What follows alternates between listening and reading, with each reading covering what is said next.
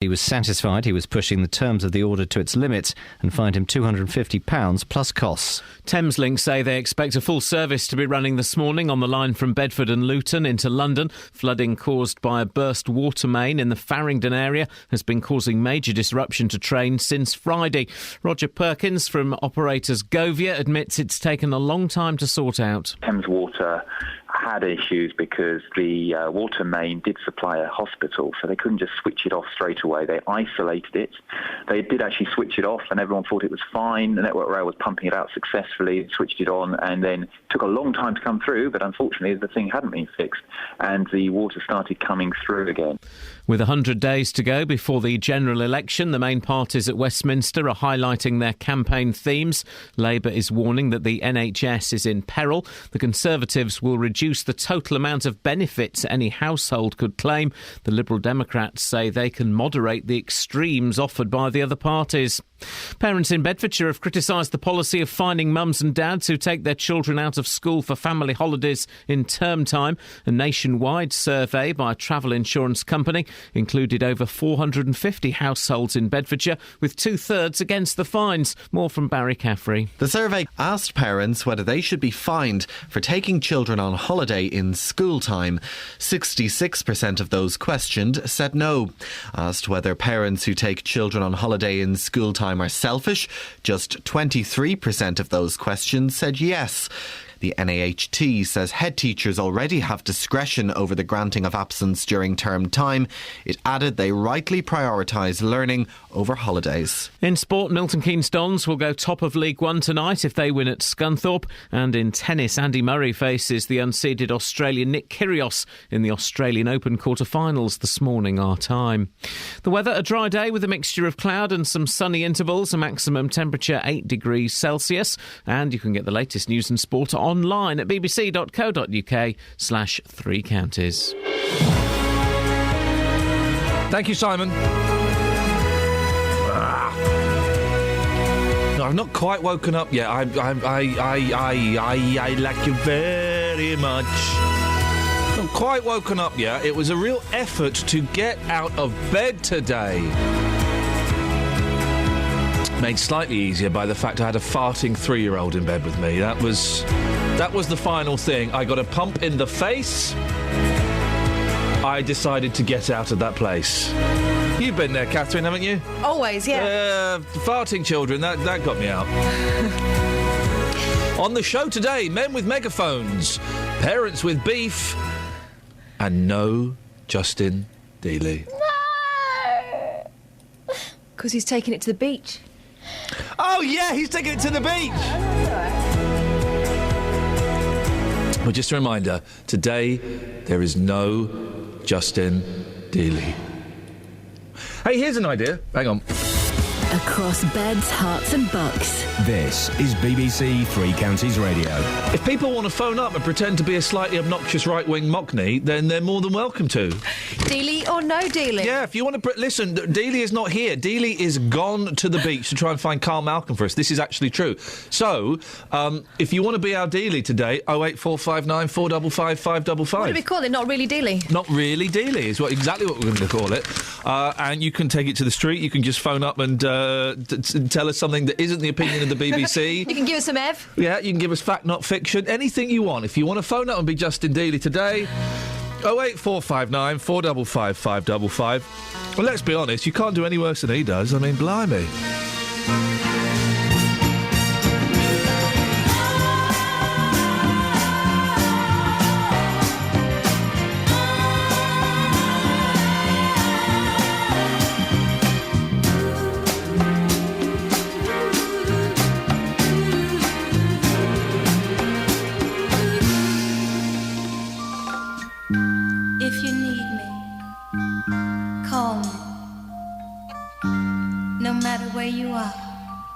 No matter how far, just call my name. I'll be there in a hurry.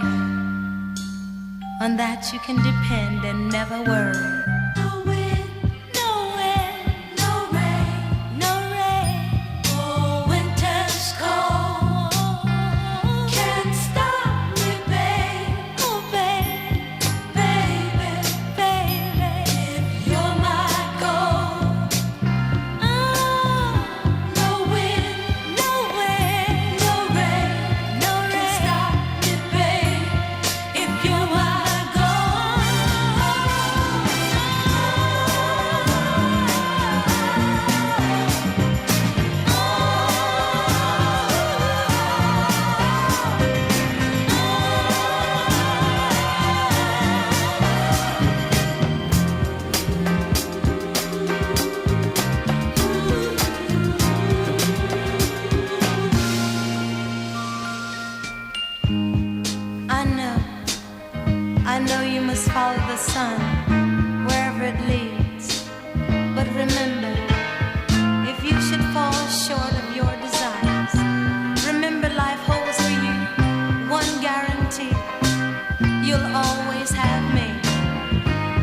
should miss my love one of these old days, if you should ever miss the arms that used to hold you so close, or the lips that used to touch yours so tenderly, just remember what I told you the day I set you free.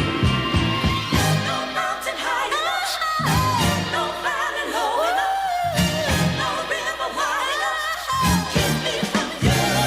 Ain't no mountain high enough, ain't no valley low enough, ain't no river wide enough, keep me from you. Ain't no mountain high enough, nothing can keep me. Right, so I'm sending an email, okay, to someone who lives in Hawaii that I'm going to interview. We'll have a bit of it on this show. Is the fella that he's what number is this, Chip? He's Chip from Daydream. He produced Daydream Believer. Right, okay. Aloha, Chip. Aloha. Now, they're 10 hours behind us in Right. Hawaii, and I want to say, bearing in mind you're 10 hours behind us, what's a good time for you to do an interview? Yeah. But I don't know how to spell bearing. Right, okay, we'll be very careful. Well, Because if you spell it B-A-R, that's what I was going to that'll go be for. getting naked. But it's not bearing as in the animal, is it? but bear is in to bear, to carry. To bear or not to bear? Yeah, to carry. But so you would spell that B-E-A-R. as in the animal? As in load bearing. That is That is. Did you know that? Yep. That is nuts. Look at Kelly's face, she did not know that. Yeah, I did. Spell it then. B-E-A-R-I-N-G. For what? Bearing. But what? Bearing it in mind. Bear Okay, that how in would you mind. bear that in mind? How would you spell ball bearing? Ball. B-A-L-L. B-E-A-R-I-N-G. Correct. Yeah, but she's only by guessing, and so a guess doesn't count as a correct. Does. I got it right. Switch which of those microphones works and which of those doesn't? I think that one. There we go. That's it. Try that one. This one. That one. There we go. Right. This one. Now, a new Fathers for Justice campaigner has been hit with a bill of just under £1,500 after breaching a restraining order while staging a megaphone protest in Hertfordshire. 32-year-old Robert Smith, who says he hasn't seen his children for over 3 years, staged a one-man demo on a route regularly used by his ex-partner. Catherine, what happened? Well, police were called to outside Blanco Brown's in Cambridge Road in Swordbridge, where Robert Smith was recorded on a police officer's body camera saying that family courts are child abusers. I've not seen my kids for 3.5 years. The HGV driver's former partner told a jury, it's in Albans Crown Court, that she was driving from her home when she noticed balloons and banners and then saw Mr. Smith. She was waiting to cross into Station Road when she says he saw her. She called the police. When she made the return journey, she saw officers talking to her former partner, who picked up the megaphone again and said something. Now, she alleged that he directed the phrase child abuser at her. Right.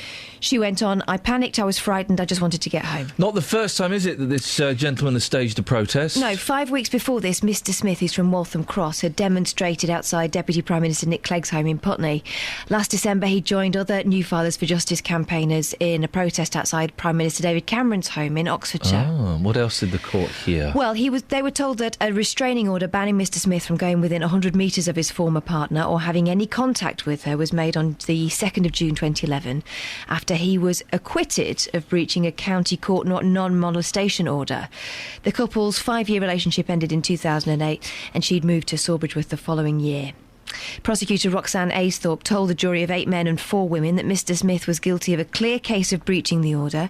Mr. Smith decided to represent himself and said that his defence was that he had a reasonable excuse and he had a right to protest peacefully and also had the right to freedom of expression. He said he'd not confronted his ex and he'd not planned to see her.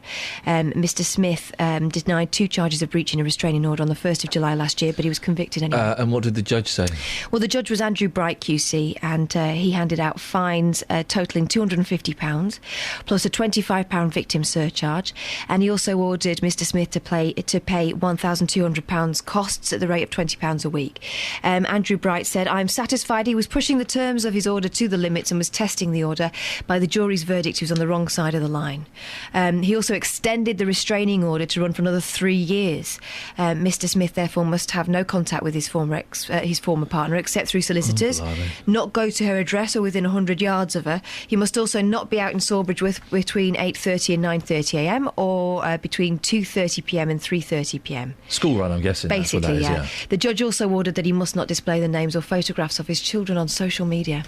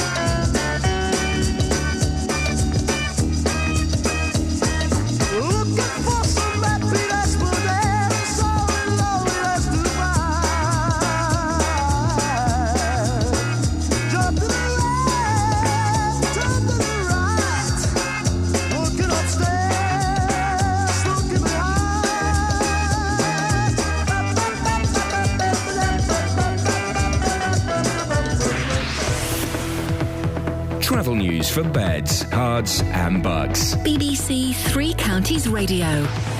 On the M25 anti-clockwise, a lorry's broken down at junction 23 for the A1M, so it means the exit slip road to the roundabout has been partially blocked and it's causing queues from junction 24 for Potters Bar. Having a look at the A1M on the speed sensors, that is looking fine and no delays showing up so far, all looking clear on the cameras on the M1 in both directions. In Harpenden on Luton Road, there's roadworks at Bloomfield Road, so expect delays there later. And in Milton Keynes on the A421 Standing Way, there's roadworks at the Kingston roundabout, so expect that to get busy during the morning rush. No reports of any problems so far on the trains. Samantha Bruff, BBC Three Counties Radio. Yes, Samantha. 6:16. It's Tuesday, the 27th of January. I'm Iain Lee. These are your headlines on BBC Three Counties Radio. Police in Bedford have launched a murder investigation after a man was stabbed to death in the town. A Fathers for Justice campaigner has been convicted of breaching a restraining order after staging a megaphone protest in Hertfordshire. And Thameslink say they expect a full service to be running this morning after 4 days of disruption due to flooding on the line into London. BBC Three Counties Radio.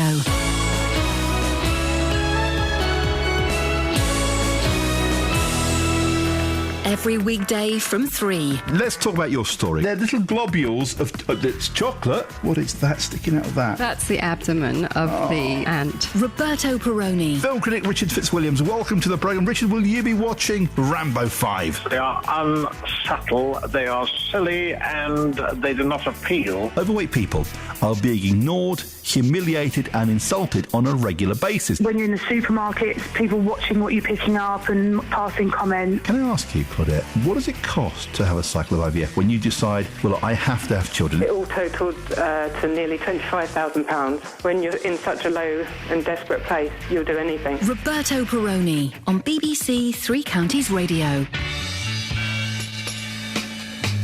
When I call you up, your line's engaged. I have had enough, so act your age. We have lost the time that was so hard to find, and I will lose my mind if you won't see me. You won't see me. You won't see me. You won't see me. I don't know why you should want to hide, but I can't get through. My hands are tied. I won't want to stay. I don't have much to say, but I get turned away, and you won't see me. You won't see me. You won't see me. You won't see me. Time after time, you refuse to even listen. I wouldn't mind if I knew what I was missing, though the days are few. They're filled with tears, and since I lost you, it feels like years. Yes, it seems so long, girl, since you've been gone, and I just can't go on. If you won't see me, you won't see me. You won't see me. You won't see me. Time after time, you refuse to even listen. I wouldn't mind if I knew what I was missing, though the days are few. They're filled with tears, and since I lost you, it feels like years. Yes, it seems so long, girl, since you've been gone, and I just can't go on. If you won't see me, you won't see me. You won't see me. You won't see me. Now, here's a perennial. Head teachers shouldn't be allowed to penalise parents for taking their kids on holiday during term time. That's according to the rather unsurprising results of a recent survey. An insurance company spoke to 7,000 parents nationwide, 459 in Bedfordshire, and found that 70% thought the government was acting like a nanny state, and 57% thought it was time to stagger school holidays to beat high prices. Well, Mark Davis is from Bedford, and Mark, you took your six-year-old out of school last year, didn't you? I did indeed. What happened? We wanted to go on holiday, and I just decided to go, basically, because he's in his first year of school, and I thought the experience of going on holiday would outweigh the effects of obviously being out of school for a week. It was only for a week, it went for 2 weeks. And where did you go? I went to Greece. Oh, blimey. That's quite nice. No, 5 star. Yeah, no, it's nice. Listen, I love a bit of Greece. I'm popping over it all the time. OK, so you took your kid out of school. Yep. Did you ask for permission or did you just do it? No, we said to the school teacher, you know, what's going to happen if we take him out of school. She said, what are you taking him for? And we said, it's for a holiday. And she said, well, because he's in his first year of school, you can take him, but if you take him out again, you're going to get in trouble. So I'm stuck in a dilemma this year of whether to take the fine or whatever else they throw at you and go on holiday, or I don't know really what's going to happen. So, you know, I've thought about the motorhome route, going to buy a motorhome, but that's sort of 10 grand. You've got to park it. You probably use it 3 times a year. Is it worth it? So Probably you want to take your kid out of school again? Yeah, definitely. Yeah. Why have you got to go on holiday during term time? Money, and pretty much, I believe. I mean, this is my personal belief. If in private school children, do they get took out of school in term time? No. Right, they don't. No. Why would they? Well, why wouldn't they? Well, no, I don't understand your point about private school children. Because you're paying for a service. Yeah, you're still not allowed to take your kids out of school. Definitely not. Definitely not. Oh, okay, fair play. Yeah, but I thought because to me, you're paying for a service, regardless whether you're going to a state school or not. Yeah. You're still paying for that service. Yeah. So you should be entitled to decide when you want that service or not. And even though you're paying for the service, so you should be able to decide whether you want that service or not at what particular times. Like your mobile phone, if you decide not to use it for a week, that's your. But the mobile phone argument, well, that's a service. The school is slightly more than that, isn't it? It's your kids' future and education. 100%. So I don't believe you should just be able to walk out when you want to be able to walk out of school. But at the same time, you want to walk out. No. There's plenty more times when you can walk out, which won't affect that child, i.e. a couple of days before the end of term. You know, they tend to wind down. You know, there's times when it doesn't impact them. They have school, they have times when they watch films and do things that really doesn't impact their learning. Okay. So are you going to take your kid out again? Don't know. I'm not sure. Right. And also that, you know, some children are at a point where it's not going to impact them because they're quite clever. You know, so there's all these things that there's times when it outweighs. Yeah. Mark, they're going on holiday. Listen, I appreciate your... whereabouts in Greece did you go? I can't remember off the top of my head. It's too early in the morning. I went to... hang on a minute. I went to the Blue Argon, I think it was. Oh, beautiful. There we go. We go. Mark, excellent stuff. Very educational for the kid. 08459 455 555 is the telephone number. No, you can't take kids out of private school. That is as simple as... Here's the thing. I was thinking the other day, right? Why do we think we're all entitled to a holiday? Because when I was a kid in the 70s, we had a holiday once every sort of 3 or 4 years. We didn't holiday every year. We would, go and stay at my nan's for a weekend in the summer holiday. We wouldn't go away every year. Certainly didn't go abroad. I mean, it was different back then. But we would go... The best we would do is go to a caravan in Swanage. Here's the thing no one told you before you have kids. Yeah. Till they're old enough to amuse themselves, it's not a holiday for you as a parent. Unless you're going to stick them in a kids' club and not see them, and then what's the point in taking your kids on holiday? I think I was in the Beavers Club. Were you? Think so.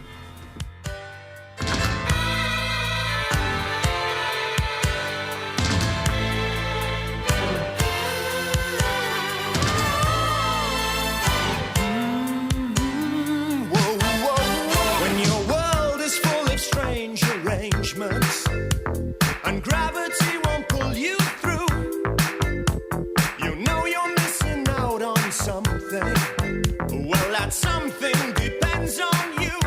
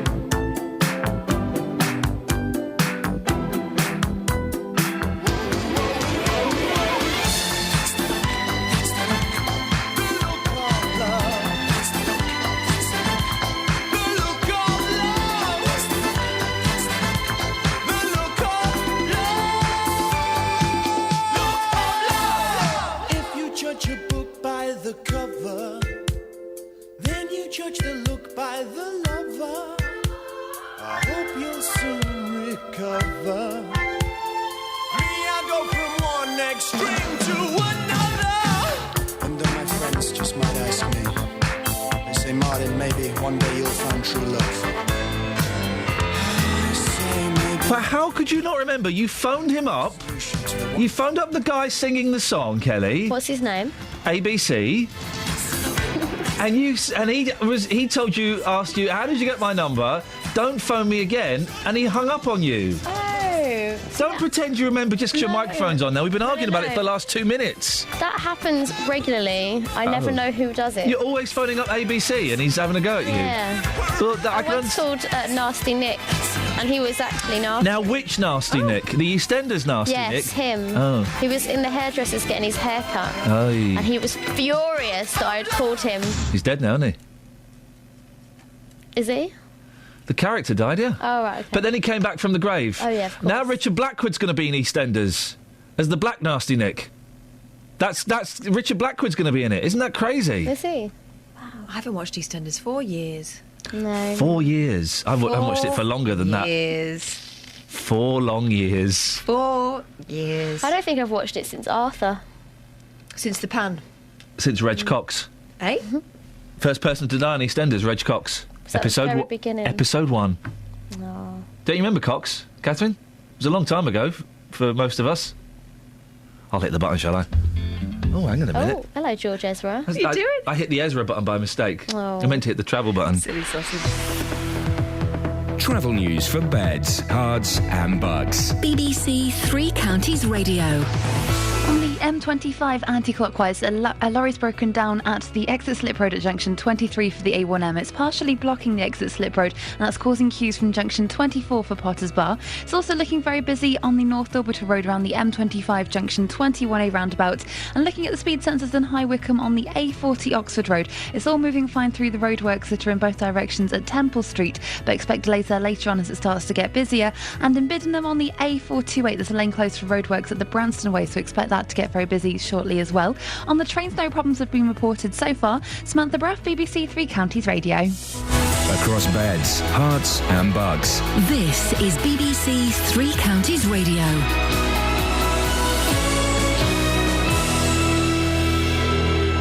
It's 6:30. I'm Simon Oxley. Police in Bedford have launched a murder investigation after a man was stabbed to death in the town.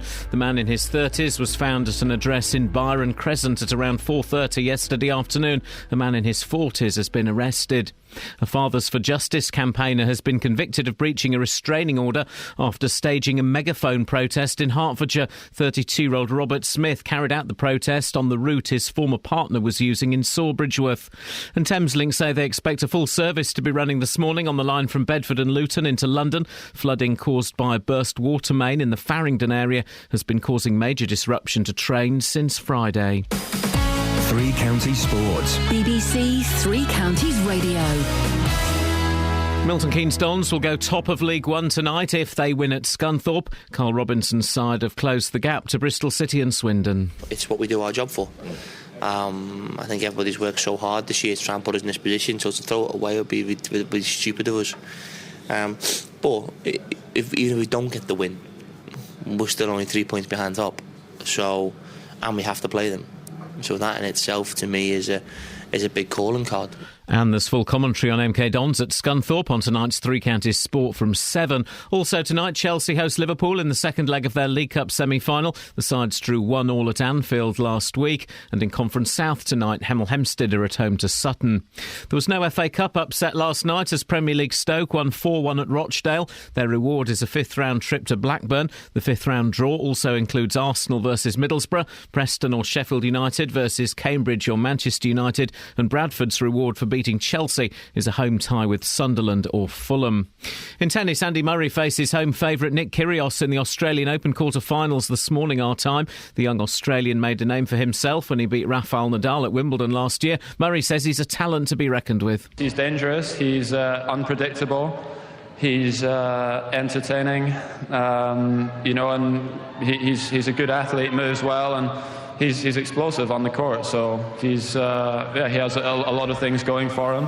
And if Murray wins, he'll face Thomas Berdych in the semi-final after the Czech player beat Rafael Nadal in straight sets. BBC Three Counties News and Sport. The next full bulletin is at 7. Call 08459 455 555. BBC Three Counties Radio. My thoughts on this change, but having a holiday is not a right. It's a luxury. Anne-Marie on Twitter says this whole thing about taking kids out of school is pathetic. Holidays are a luxury, not a right. Parents need to grow up. I kind of think at 6... No, I don't think you should... I'm Prince Charles and I like Camilla. Would make love to you, Camilla, Prince Charles. Who can do a Prince Charles impression better than that? Everyone. No, they can't. Oh, doing the hands as well and talking to the plants, William. That's more like Philip. No, don't get me doing with Philip. It'll be all that, won't it? Oh, stop it. So, No, I think with the holidays things, everyone knows what the rules are. Deal with it or don't deal with it if you're going to get fined. I don't know anyone who's got fined now, and I know plenty of people who've taken their kids out, so maybe this is all a hodgepodge. Have you been found for taking your kids out of school? Call me now. So David Cameron, there was a hoax phone call to him. Yeah. Do you know how it got found out? Well, who is this? It's a hoax call. Well, exactly, yeah, that was it. I rapidly asked who is it. The voice said it's a hoax call, so I pushed the red button on the BlackBerry. That was it. That was how we sorted it out. It's not really a hoax call, is it, if they fess up? The caller, the man later boasted he'd made monkeys out of GCHQ despite being high on drugs. Oh, well, what you got? Benedict Cumberbatch. Oh, yeah. Last night forced to apologise after referring to black and Asian actors as coloured during a US television appearance. I saw this last night, and his apology afterwards, he just called himself an idiot and held his hands up, which I think is the only thing you can do. The thing is, right, we don't say coloured over here anymore, but in America that stuff is taken far more seriously, and you don't say black people over there anymore. That's deemed as... But that term, coloured, is something I would never use. No, exactly. My mum would use it. And it's my gran would use it. It's a generational thing, but he's younger than me. He's 3 years younger than me, and I think it highlights the thing we've all known about Benedict Cumberbatch. He's really, really posh and out of touch. He's just highlighted that. Morning, Paul. Morning, Ian. Oh, flipping it. What you got for us, boss? I'm just wondering, this taking kids out of school issue. Yes, Paul. Yeah, there is only one reason why people do it, really, and that is because the travel companies and holiday companies rape everybody to take the money off them. Well, why don't they go? No, Paul, I've got an argument for that. Someone mentioned on Twitter, go somewhere cheaper. Well, there isn't anywhere cheap. If you go in the UK, it's cheap, dearer than going abroad. No, hang on a minute. Well, no, it's not. You can go and rent a caravan for a week. That's not dearer than going abroad. Go and take a tent somewhere. Yeah, that might be one instance in many, many instances, though. Yeah, well, no, okay. Well, go and... Because I think you should take kids out of school during term time, but now, because I'm getting such poor arguments from everyone, I'm going against it. Go camping. What's wrong with that? Kids would love it. Then you also have to pay out for tents and all the other regalia. You get a tent, you get a decent... Oh, no, you don't. Paul, no, you don't. You get a tent for 70 quid. Here's what I hear when I hear parents talking about why they need a holiday. They need a holiday. It's not to do with the kids. We've all got this thing that we think we're entitled to holidays, Paul. We're not. It's a luxury. Well, it is a luxury, but it is nice to have a holiday. Yeah, it is nice to have a holiday, but if you can't afford it, you can't have one. It's good for the well-being of the people to have holidays, because if you don't, you can end up mentally stressed. Yeah, but how about you stay at home and do exciting things every day? What about if you camp in the back garden? Yeah, but you need to get away from home. That's the whole point of going away on holiday. I don't think you do. I don't think the holidays can be really stressful. Well, to be honest, Ian, I'm not really in the argument, because I have a holiday probably once every 10 years. But hang on, if you're not in the argument, you're doing the argument. Well, no, I'm just making a point that I believe that if the holiday companies did not put their prices up... But it's a business, isn't it? It's a business. Well, it is a business. But, so good luck to them. Well, fair play then.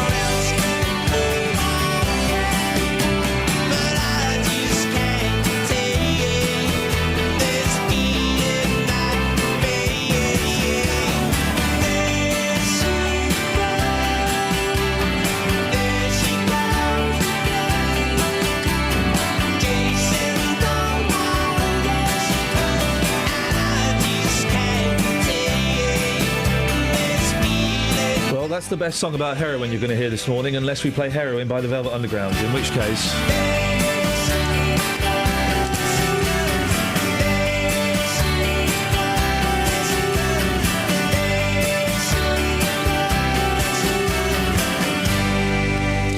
What you got? Isn't that what Golden Brown's around? Oh, yeah. Lots of them about that very, very naughty illicit substance. It's very bad for you, very Moorish. But they use it in hospitals, so you can argue with the doctor. Yes. Contraceptive implants for girls as young as 10. Girls as young as 10, says the Mail, Yeah, blimey. are being given contraceptive implants on the NHS. That's outrageous. That is absolutely outrageous behaviour. More than 9,500 girls under the legal age of consent of 16 have been fitted with the devices over the past 5 years, including 4 10-year-olds, one aged 11 and 53 aged 12. So it's not 4,000 that are 10 years old, it's 4 that are 10. Mm-hmm. But how many of those are 15? Doesn't say. Yeah. 53 aged 12. OK, so you would imagine the majority of those are 15 then? Yeah. So not quite as dramatic as it sounds. No, but still... I still think if you're thinking about fitting someone about age 10 or 11 or 12 with a contraceptive implant, maybe you should be investigating what's going on in their lives. Yes, correct. I imagine they would be, wouldn't they? I just think we should focus on the sad story of the day of Demis Roussos. He died. Not sad? Not sad? Not moved by that? Not as sad as that, but go on. I think it's a little bit sadder. Because he touched my life. Go on. He touched my life more than that did. Do you even know who Demis Roussos is, Kels? He's a Greek singer. Did you just Google him? No, but I know that he sold more than 60 million albums worldwide. Wow, you know your facts. I know, and he died yesterday. Oh, mate, that's sad, isn't it? Yeah. It's sad as well that everyone keeps just referring to Abigail's Party. Because of the caftan. Yeah, well, because his song's in it as well, isn't it? But no one kind of talks about... He was quite good, wasn't he? Or was he a little bit rubbish? If you like that kind of thing. He was very... Greek singers were big in the 70s. Forever and ever. Was that the only one he had? It's the only one I know. Didn't he do... he did one about Days of the Week, didn't he? Did he? Didn't he? Monday? Tuesday? I think it was about all of them. Didn't he do Kiss Never on a Sunday? Didn't he do that? Oh, I think he might have. I think he might have done That's that. his day of rest. Never kiss him on a Sunday. That's his day when he's stuffing his face full of tara masalata and spanakopita. Gliftico. Souvlaki. And lamb. And lamb. Lots and lots and lots of lamb. Demis Roussos. And what's that horror? Baklava. I hate baklava. Is baklava Greek? I thought it was Turkish. It's greasy. They all hate. It's very greasy. They all hate each other. They all hate each other. But the Greeks and the Turks, I think, are united in they hate the Cypriots. Oh. So that's the kind of common ground that they've got. But the Cypriots are the Greeks and the Turks, aren't they? Oh, mate, I'm not... If we've just offended any real Greeks, I apologise. No, because I say I'm Greek Cypriot, I'm Turkish Cypriot. Yeah, but the Greeks will say that the Greek Cypriots are not real Greeks, they're Cypriots. Has anyone told them? Because they're quite proud of it. It gets very, very nasty. Some woman wants to call some stupid woman in France wants to call her baby Nutella. Well, France, I thought, still had quite... they had, until very recently, if it's changed at all, had very specific rules about what you could call your children. They had to be saints' names, but they're quite secular now, so I doubt that's the case. Yeah. Saints' names? Mm-hmm. So what are there? There's Paul, there's John, and there's... it's St. Colin? Is there a St. Colin? That's it. You've only got I knew a French Colin. Do you know what Colin means in French? Cod. So I think they might have changed the rules. OK. Cod. Naming a baby has always been down to the parents' taste. Clever. But a court has ruled a couple cannot call their newborn daughter Nutella. The judge who imposed the ban believed the unusual name would probably lead to the girl being picked on. Yeah, totally. I would have confiscated the baby from the family. This is abuse, isn't it? This is abuse. Her parents are plump for Nutella because they love the chocolate hazelnut spread, which they say is sweet and homely and exactly how they want their daughter to. I flippin' hate Nutella. Wow. Chocolate and nuts do not go. Topics and marathons, no. The judge said the girl needed protection from abuse that would be provoked by being called Nutella. Oh, flipping it. Here we go. The parents have accepted the judgment and have shortened their daughter's name to Nut. No, to Ella. They've shortened it to Ella. Foreign babies. Travel news for beds, cards and bugs. BBC Three Counties Radio. On the M1 southbound, it's very slow around junction 11 for Dunstable Road, looking at the cameras. And Gavin just called in to say that there's been a 3-car accident. It's on the hard shoulder of the Luton exit, just before junction 11 for southbound. So that's slowing things down there this morning. On the M25 anti-clockwise, the exit slip road has been partially blocked at junction 23 for the A1M at South Mims. That's because of an accident and a lorry that broke down there. That's causing delays from junction 24 for Potters Bar. In Borehamwood on the A1 southbound, looking at the speed sensors, it's starting to look very slow from the Holiday Inn towards Barnet Lane at Stirling Corner. And in Chalfont and Latimer on the A404 Amersham Road, there's temporary lights in place at Lodge Lane, so expect delays there later on. Looking at the public transport departure boards, it's all moving fine at the moment. No reports of any delays on the trains. Samantha Bruff, BBC Three Counties Radio.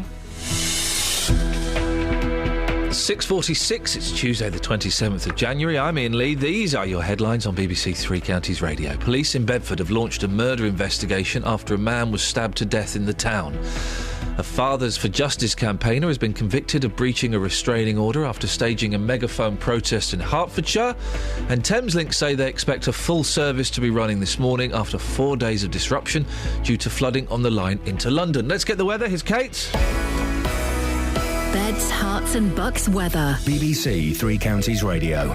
A fairly chilly start, especially compared to this time yesterday morning, but most places hovering above zero, so predominantly frost-free. There could be the odd patch out there, though, this morning. Should see some sunshine at first, but then the cloud will move in through the morning and in through the afternoon. Staying predominantly dry, maximum temperature 8 Celsius. Staying cloudy overnight, some outbreaks of rain, and the wind is going to strengthen through to tomorrow morning.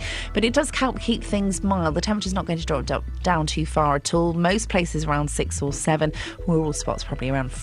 So for tomorrow morning, some rain at first will clear really southeastwards through the end of the morning, and then behind it, it's all changed. Much colder, much clearer air, so we should get some sunshine, but the wind factored into that is going to make for a very, very cold afternoon and evening as well. We could see 1 or 2 showers overnight Wednesday into Thursday morning, and they could fall a little wintry as well. And that really is going to continue on and off right the way through to the weekend, and that's your forecast.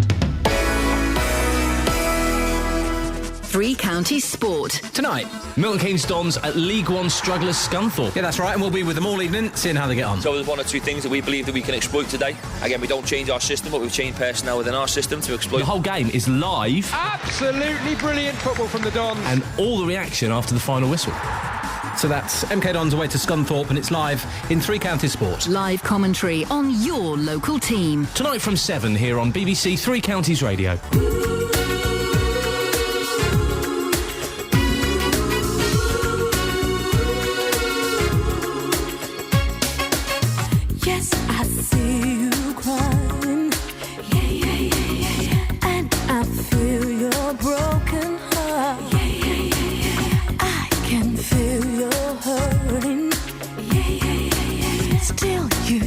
To play the part.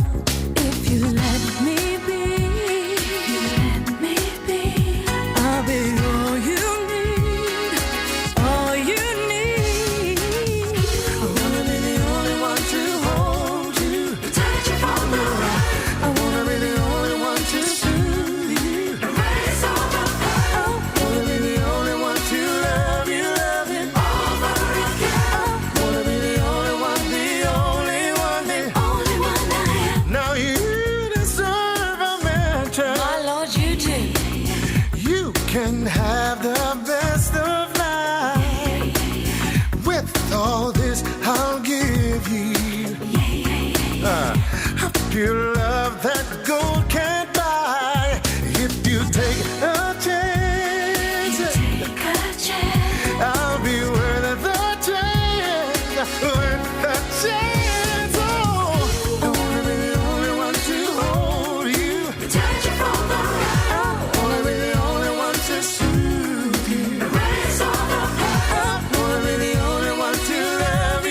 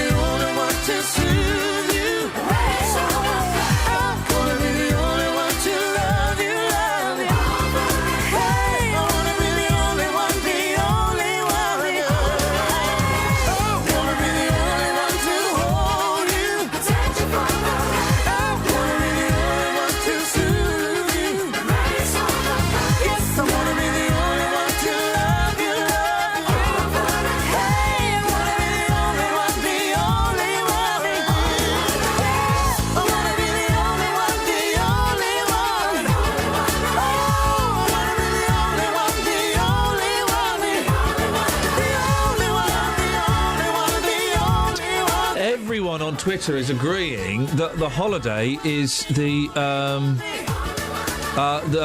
is the word? Is a luxury, not a right. Let's pick some at random. Joe says, definitely a luxury, always something to work that bit harder for. David says, 2 nights in Butlins for me this year. I want to smash up my living room. I don't think you're allowed to do that in Butlins. Don't think... I think it's definitely frowned upon. Kelly, you have to smash up your living room in Butlins. When I did it, I got told off. Yeah, I thought so. Murray says, I look at a holiday as a luxury if you can afford it after working hard. Definitely not a right. And so, you know, all these... Well, I've got to take the kids away. Well, no, you haven't, actually. Do you know what? Am I the only one who doesn't fancy it this year? I'd rather save the money and maybe just stay at home for a bit and DOS. I'd rather save the money and buy this guitar that I saw. £2,000 guitar, Kels. Oh, it's beautiful. It's a Chet Atkins Tennessean 12-string Gretsch. Yeah, but I thought it would be. Yeah. It's £2,000. Amber. Yeah, but... You don't go for the stained wood, you go for the amber. My car costs less than that. Well, you could drive around in my guitar. You're not touching it. Are you going to be allowed to touch it? No one's allowed to touch it. I'm not allowed to buy it. Got to feed these kids. The bloody kids have got to eat food and stuff. Makes me want to puke. What you got in the papers? There's nothing. Is There's there? really not very much at all. Hey, here's a good one. Go on. Here's a good one. This kid got booted out of school, right? A schoolboy... Now, there's different papers are telling different stories. Oh, yeah, I saw this. A schoolboy has been expelled for share... Basically, this kid gets told off, right, because he comes in with a Mohican and looks like an absolute idiot. And it's red. It's a red Mohican. He comes in and he gets suspended... it says here, you can see which side the mirror's on. Jordan Ford, 14, had been suspended for going to lessons with the quirky haircut. He's got a Mohican, he looks like an idiot. I didn't think he'd been suspended. I think he'd been threatened. Says here he'd been suspended. Different papers have got different stories. Yeah. He then found a picture of the headmistress with bright red hair on Facebook. Yeah. And he copied that picture and posted it online, which showed her in fancy dress with fake tattoos. And with the caption, and I think this is kind of cool. Anyone remember our lovely head teacher? And she talks about our dress wear, such a good example. Then they expelled him for that. Yeah, because she got loads of hassle on Facebook. I mean, she should have had a profile closed right down so no one could see her pictures. I mean, that's the lesson, isn't it? That's the thing. The Mark Davis, Chief Executive of Bridge Learning Campus in Bristol, said the post invaded a person's private space and he copied pictures from a staff member's personal Facebook profile. Well, duh, that's the internet. But in her defence, she was dressed up for World Book Day, so that wasn't what she normally wore. When I first saw the story on the Mail Online, I thought that it was, you know, double standards and that she was dressing outrageously outside work. It wasn't that at all. She was doing it for World Book Day. He took it and apparently put some quite offensive things on, as well as the, hey, look at our head teacher. I mean, I bet he's a right little, you know, so-and-so. I bet he's, you know, but still... You know, if Mr. Mark Davies is saying, well, you invaded a person's private space and copied pictures from her staff Facebook, that's the internet, that's what happens. If she didn't close down her settings, more fool her, surely. Here's the thing, teachers. You shouldn't have Facebook and Twitter. Well, I know... You shouldn't have Facebook and Twitter. Oh, it's my right. It's not your right, it's a luxury. I know teachers who have Facebook and Twitter. They don't use their full or married names. Listen, I've got my Facebook page. You're the only friend I've got on my Facebook page because I don't use it for Facebook. I use it because I've got 2 pages that I run on there. One a geeky music one and one is about me. But I don't use it to... People would have great difficulty finding me, and if they did, they wouldn't see anything about me because I've got nothing up there. Teachers shouldn't have Facebook and they shouldn't have Twitter. And nor should you, Kelly. Why?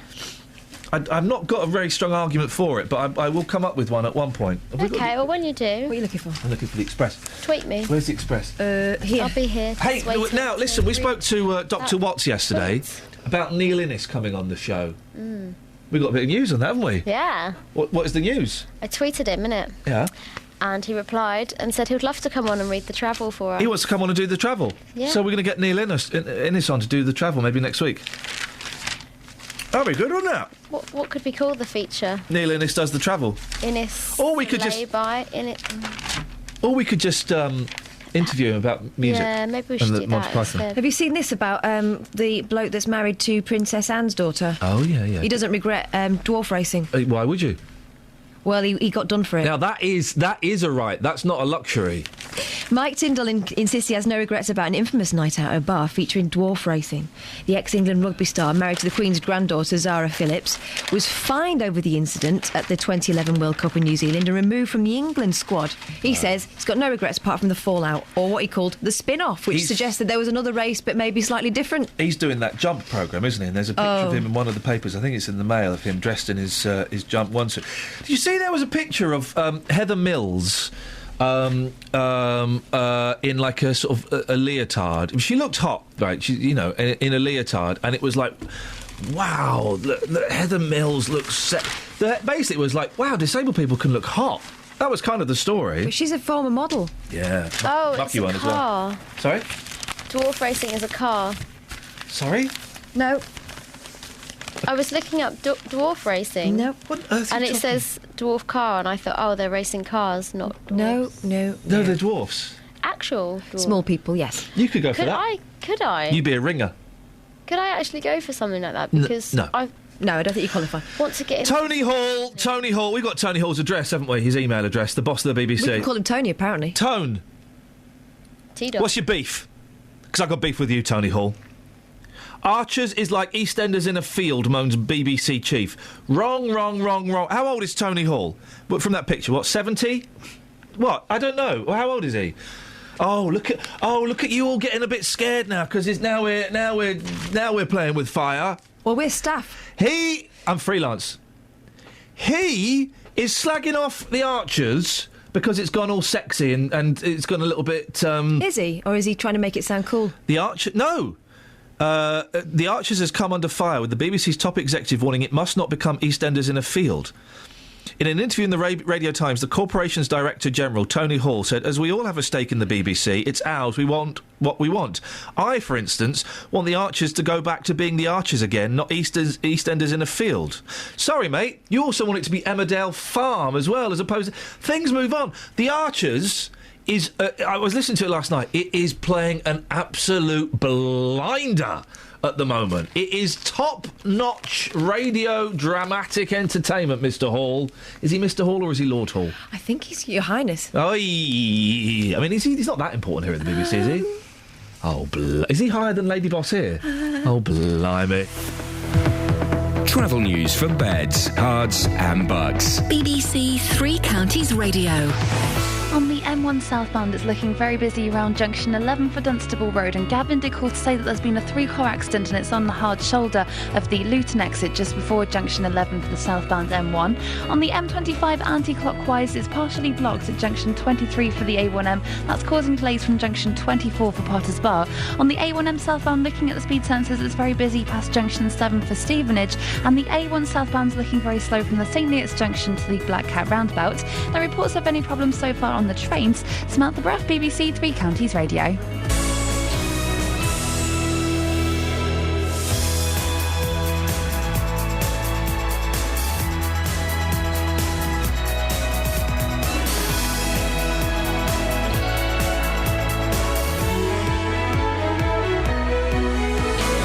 Local and vocal across beds, hearts and bucks. This is BBC Three Counties Radio.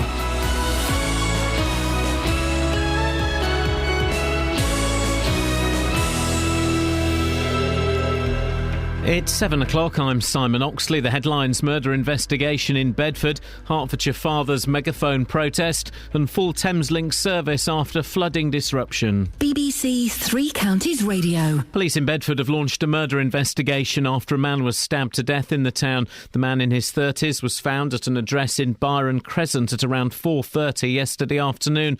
Police have appealed to residents to look out for the murder weapon, which they believe was discarded in the area. A man in his 40s has been arrested on suspicion of murder. A Fathers for Justice campaigner has been convicted of breaching a restraining order after staging a megaphone protest in Hertfordshire. 32-year-old Robert Smith, who says he hadn't seen his children for over 3 years, carried out the protest on the route his former partner was using in Sawbridgeworth. More from Tony Fisher. St Albans Crown Court heard that Smith from Waltham Cross had been banned from going within 100 metres of his former partner. He said he'd not confronted his ex-partner and denied breaching a restraining order in July last year, but was convicted. The judge said he was satisfied he was pushing the terms of the order to its limits and fined him £250 plus costs. Thameslink say they are running a full service this morning on the line from Bedford and Luton into London. Flooding caused by a burst water main in the Farringdon area has been causing major disruption to trains since Friday. Roger Perkins from train operators Govia admits it's taken a long time to sort out. Thames Water had issues because the water main did supply a hospital, so they couldn't just switch it off straight away. They isolated it. They did actually switch it off, and everyone thought it was fine. The Network Rail was pumping it out successfully, switched it on, and then took a long time to come through, but unfortunately the thing hadn't been fixed, and the water started coming through again. With 100 days to go before the general election, the main parties at Westminster are highlighting their campaign themes. Labour is warning that the NHS is in peril. The Conservatives will reduce the total amount of benefits any household could claim. The Liberal Democrats say they can moderate the extremes offered by other parties. Parents in Bedfordshire have criticised the policy of fining mums and dads who take their children out of school for family holidays in term time. A nationwide survey by a travel insurance company included over 450 households in Bedfordshire, with 2/3 against the fines. Mark Davis from Bedford took his child out last year with permission, but says he could do the same this year without permission. There's plenty more times when you can walk out which won't affect that child, i.e. a couple of days before the end of term. You know, they tend to wind down. There's times when it doesn't impact them. They have times when they watch films and do things that really doesn't impact their learning. American researchers have confirmed a clear link between high dosages of some over-the-counter medicines and dementia. A long-term study of older people found that common treatments for hay fever and sleeplessness increase the chances of developing the condition. In sport, Milton Keynes Dons will go top of League One tonight if they win at Scunthorpe. And in tennis, Andy Murray faces the home favourite Nick Kyrgios in the Australian Open quarter-finals this morning. The weather, a dry day with a mixture of cloud and some sunny intervals, a maximum temperature 8 degrees Celsius, and you can get the latest news and sport online at bbc.co.uk/3 counties.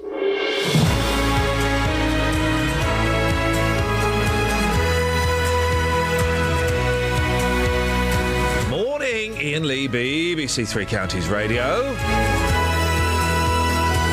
Taking your kids out of school during term time, I think we've established that pretty much everyone agrees that a holiday,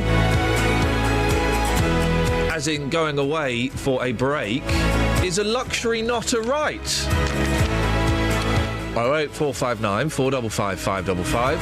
Oh, and we want someone to be Dealey for a day. Justin's not here. Do you fancy phoning up and talking rubbish? Giving us facts, not fiction? 08459 455 555. Across beds, hearts and bucks. This is BBC Three Counties Radio. Now, a Waltham Cross man's been ordered to pay just under £1,500 after breaching a restraining order to stage a one-man protest. 32-year-old Robert Smith is a member of New Fathers for Justice and says he hasn't seen his children for 3 years. Well, unfortunately, the spot he picked to spout off with a megaphone was on a route regularly used by his ex-partner, something he claims was a coincidence. Well, Alan Williams from Watford is a former founder of Fathers for Justice. Morning, Alan. What made you leave the group? There are various disputes about money and various things like that, but that's all in the past. I spend most of my time, and I did work before, with Families Need Fathers, which does a lot of work, what you could call pastoral care, helping lots and lots of people, primarily dads, who are trying to remain part of their kids' lives, but mum generally is trying to stop them. What are some of the stories you've heard? Why are, in the instances you've heard, why are mums trying to stop the dads seeing the kids? Oh, there's a whole variety of reasons. It can sometimes be what you call revenge for perceived slights and injuries, and this is all about perception. Different people see things in different ways. There's also quite a common one is, well, I've moved on now, you're not part of my life, you're not going to be part of the kids' lives, I've got a new other half, so off, if you see what I mean. I'm assuming that this happened to you, Alan. You were prevented from seeing your kids. I spent a lot of time in court over many years. I mean, this is 20 years ago the separation happened, but there's still rumpuses going on, and it's badly affected the kids, because they're the ones who suffer in all of this. How difficult, because I've got two boys, and the thought of not seeing they were away on holiday for 3 weeks last year, and it was awful, it was heartbreaking. The thought of it being any longer than that, how does it feel as a dad? How do you cope? Well, what happens with most dads is they split up, something goes wrong, try and resolve the situation, you end up with rows, so you'd end up going to court or something like that, and you think because you've been taught at school that, justice will prevail, etc., etc., etc., you then go into it and discover that's complete and utter rhubarb, and the court system is incredibly slow and doesn't give fair outcomes, because the assumption is that kids are with mum. If mum wants to play games, then the courts won't enforce their orders, and you end up seeing that you've done all the right things, and you end up getting more and more frustrated, because we all love our kids. And like you said, you didn't see yours for 3 weeks. What happens if you don't see them for even longer? I mean, at one point, I'm not going to talk too much about my case, but a judge decided that the kids seeing me upset mother, therefore I could only see them once a month. Blimey. Why? Isn't it getting better, though, Al? I thought that, that things were pretty bad in terms of dad's rights 5-10 years ago, but I also kind of thought that things had improved in the last few years. They've improved in some ways, but not in others. One of the big problems is that the courts don't enforce their orders. So a dad can go to court. He can get an order that the kids see him, and if mum obeys it, great. If she doesn't, he can go back to court, and the courts will slap mum on the back of the wrist and tell her to obey it, but they won't do anything else. So there has been a lot of talk about it, and with Families Need Fathers, when touch and talking to Judge Mumby, who's the head of the family division, trying to work out ways in which we can improve it. But I'd like to see it happening. So what ends up happening is that if you don't see your kids for a while, you end up almost running around in circles, and with some dads, they end up getting so frustrated that they'll do things which aren't perhaps entirely wise. Well, and I suspect that's what's happened. Well, the situation here, with Mr. Smith, he got a megaphone. He's not allowed within 100 yards of his family, so he stands 100 yards away on the school route and shouts through the megaphone. It's not a particularly sensible thing to do, and I would imagine as well quite upsetting for the kids if the kids were there. It is, but this is what I'm saying. I don't know the background to the state, but I've seen things like this in the past where there might have been false allegations. I mean, there's a guy I'm helping at the moment who's just begun to see his kids for 2 or 3 hours a month, where what happened was in something like May last year, Mum said, if you don't give me more money, I'll accuse you of sexual misdemeanours. Oh, dear. He refused. 3 days later, Mum made the accusations, and he was dragged halfway across the country, etc., etc., etc. He showed the police the messages on his text messages, and they took his phone, but they've not done anything about it. So it's taken 9 months, and this is the problem with the so-called justice. He's got the proof that Mum's inventing it because she said she was going to do it in this text message, and nothing happens. So when you think you're doing all the right things, and you don't, what happens? And some people, they do go a bit AWOL and do things they shouldn't do, which ends up in a self-fulfilling prophecy. Yeah. He shouldn't have done it, but on the other hand, you put yourself in that situation. Yeah? Now, I don't know why he's not allowed to see his kids. So all I can really do is to speak from the point of view of hundreds and hundreds of cases I've seen, where this sort of thing can happen. And it's really sad. And, you know, you try and put yourself in that, you go mad. Yeah, I think you will. Alan, it's really good to talk to you. Thank you very much indeed. Alan Williams from Watford, campaigner for Dad's Rights. You would go mad, wouldn't you, if you've got a story you want to tell us? 08459 455 555. This is Iain Lee. On BBC Three Counties Radio. Have we got any texts? Yeah, one from Malcolm in Stevenage. If you take kids out of school for a holiday, while on holiday, you should have one day where you see the history of the place you've gone to, and the kids should have to do a show and tell when they get back to school. That's from Malcolm in Stevenage. Well, yeah. Facebook's crashed, guys. Oh. I just... Overload, perhaps. Yeah, well, I guess so. It's you can hear offices around the country actually getting some work done, for goodness sakes. Any others before? No, that's kind of it. I mean, we've got one here from Snuffers saying that got your travel with Neil in his name, Inner City Travel. You can have that, Snuffers. We don't need to do puns. Let's not. Do we, guys? We don't need to do puns, do we, guys? We're better than that. There's a sad woman in the Sun. There's a surprise. Where is she? I've got page 33. Now, listen, I like a little bit of Frozen. I think Frozen's a good film. I've kind of seen it enough now. But then there's a sad case here.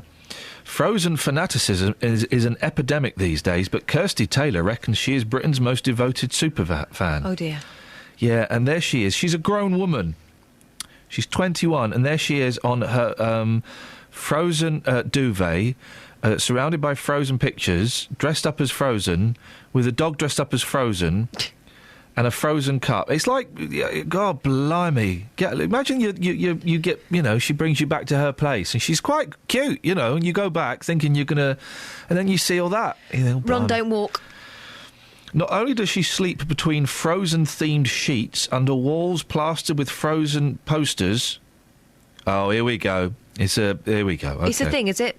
Yeah. She even makes her boyfriend dress up as ice hero Kristoff. Oh. There we go, ladies and gentlemen. I think we found the true cause of this. Kirsty, 21, is adamant the film is not just for kids. She says, I can really relate to Elsa. She's transformed my life in so many ways. She is my ultimate role model. OK, right, the film's not just for kids, but I'm suspecting the merchandise might be. You know, your duvet sets. She's watched it more than 100 times. Is that all? We watched it more than 100 times last week. She spent hundreds of pounds on movie merchandise. Her haul includes dresses, wigs, dolls, and even a blue and gold outfit for her dog called Elsa. Yeah, oh, here we go. Rugby-playing boyfriend Jake Martin, 20, is going to get the pee ripped out of him the next time he goes in for the rugby game thing he plays. He's happy to play her Prince Charming, but draws the line at going down the pub in his fur-trimmed Kristoff trousers. I've made Jake watch the film dozens of times. He sometimes rolls his eyes when he sees me reaching for the DVD, but he doesn't mind because he knows straight after he's going to get some. Oh, wow. I was going to say, get out, Jake, get out. I've made that last bit up, but I think that's pretty much it. I've been through a rough time, and like Elsa, I needed to battle through it. Wow. Things were really getting on top of me at the end of my degree, and I just couldn't get myself out of it. Around the time I felt the lowest, Frozen was released. It came at the perfect time. Yeah, OK, what she's saying is, with the greatest respect, she's nuts, and look at her boy. Show me. Look at him. Imagine him dressed up. Oh, what a plum. Oh, dear. Well, the graduate paid £100 for her custom-made blue glitter dress. Well... That's sad, but, you know, I wish them the very best of luck. He's batting above his average there. Maybe that's why he puts up with the costume. I think that may be. Travel news for beds, cards and bugs. BBC Three Counties Radio. On the M25 anti-clockwise, they're accused from junction 25 for Enfield to 23 for the A1M because of an accident earlier. It's also looking very busy between junction 17 for Maple Cross and 16 for the M40. Having a look at these speed sensors on the M1 southbound, that's still looking very busy around junction 11 for Dunstable Road, and the A1 southbound is very slow from the St Neots junction to the Black Cat roundabout. In High Wycombe, having a look at the A40 Oxford Road, there is a lane closed for roadworks at Temple Street, so expect delays there. It doesn't look too bad at the moment looking at the cameras though. And And on the trains, no reports of any problems so far this morning. Samantha Bruff, BBC Three Counties Radio. 7:16. It is, what's the date today? It's Tuesday, the 27th of January. I'm Iain Lee. These are your headlines on BBC Three Counties Radio. Police in Bedford have launched a murder investigation after a man was stabbed to death in the town. A Fathers for Justice campaigner has been convicted of breaching a restraining order after staging a megaphone protest in Hertfordshire. And Thameslink say they expect a full service to be running this morning after 4 days of disruption due to flooding. BBC Three Counties Radio.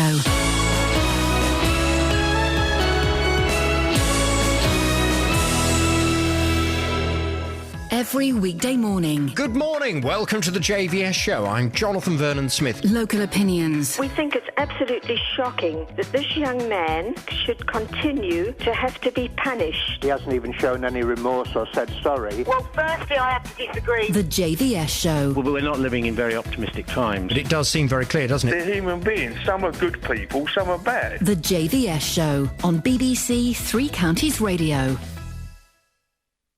08459 455 555 is the telephone number if you want to give us a call. I tell you what, let's just, let's have a little bit of this, shall we?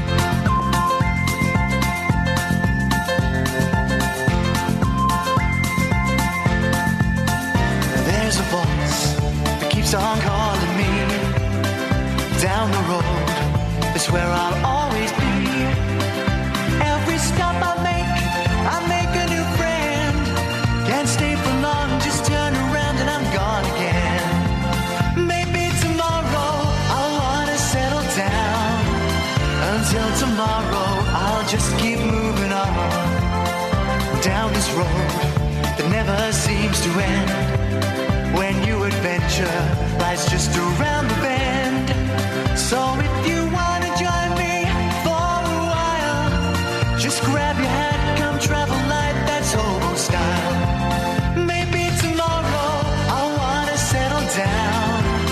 Until tomorrow, the whole world is my home. So if you wanna join me for a while, just grab your hat, come travel light, that's hobo style. Maybe tomorrow I'll wanna settle down. Until tomorrow, I'll just keep moving on.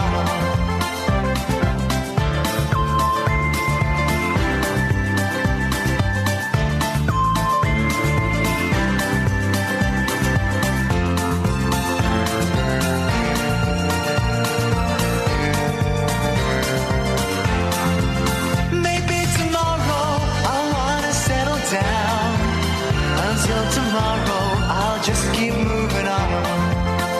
There's a world that's waiting to unfold. A brand new tale no one has ever told. We've journeyed far, but I know it won't be long. We're almost there and we paid our fare with a hobo song. Maybe tomorrow I'll wanna settle down. Until tomorrow I'll just keep moving on. So if you join me for a while. Just grab your hat, come travel light, that's hobo style. Maybe tomorrow I'll find what I call home. Until tomorrow, you know I'm free to roll.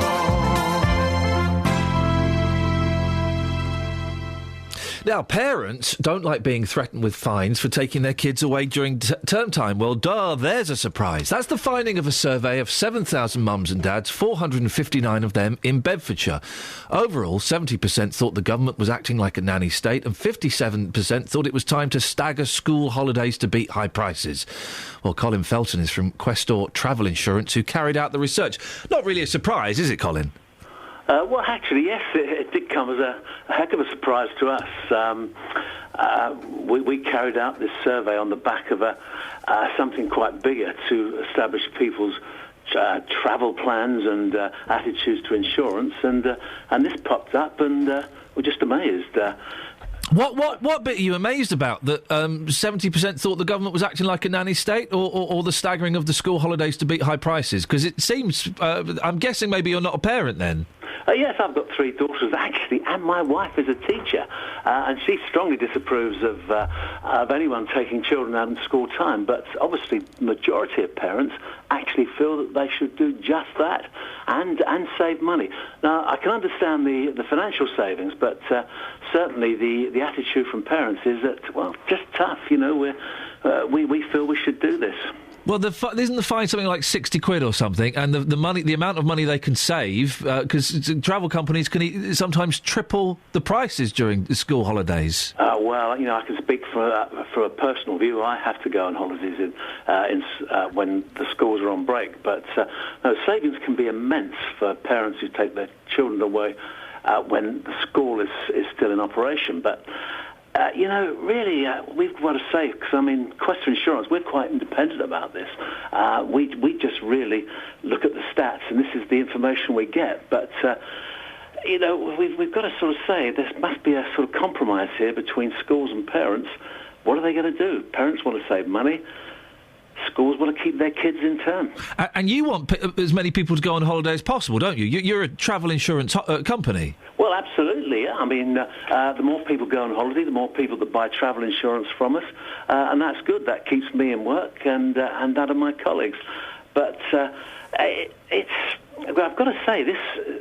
I'm going back to this was a surprise because I don't know which bit you're surprised at, Colin. Tell me. Well, I'm actually sort of. Parents, it seems, want to take their holidays. They consider that the most important factor in their lives.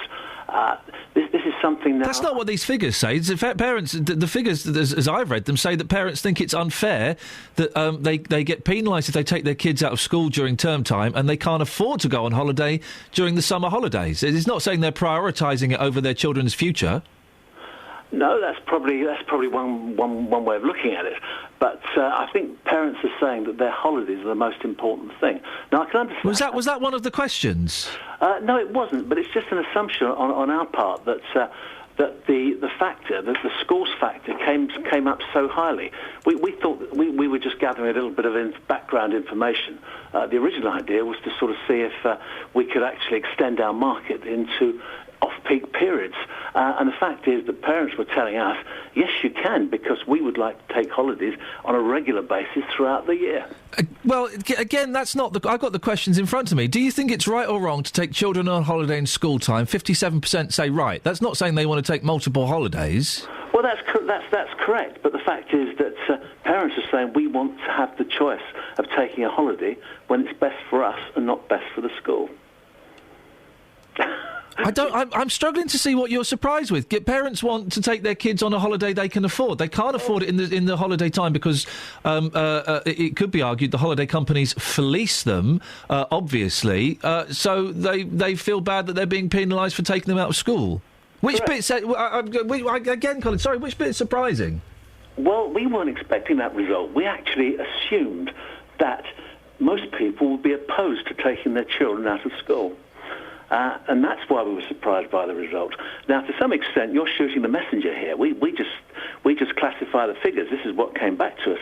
And I said the assumption, when we first put this together, was that it would be a very, very small percentage of parents willing to take their children out of school. I think it was naive to go in with that assumption, Colin. Well, that's what you think. Why would that be naive?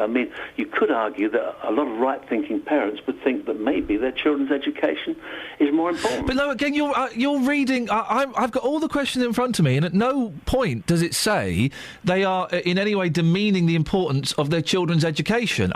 It feels like you're putting kind of an unpleasant spin attacking parents on this, because they're not saying that holidays are more important. They're saying they want holidays that they can afford.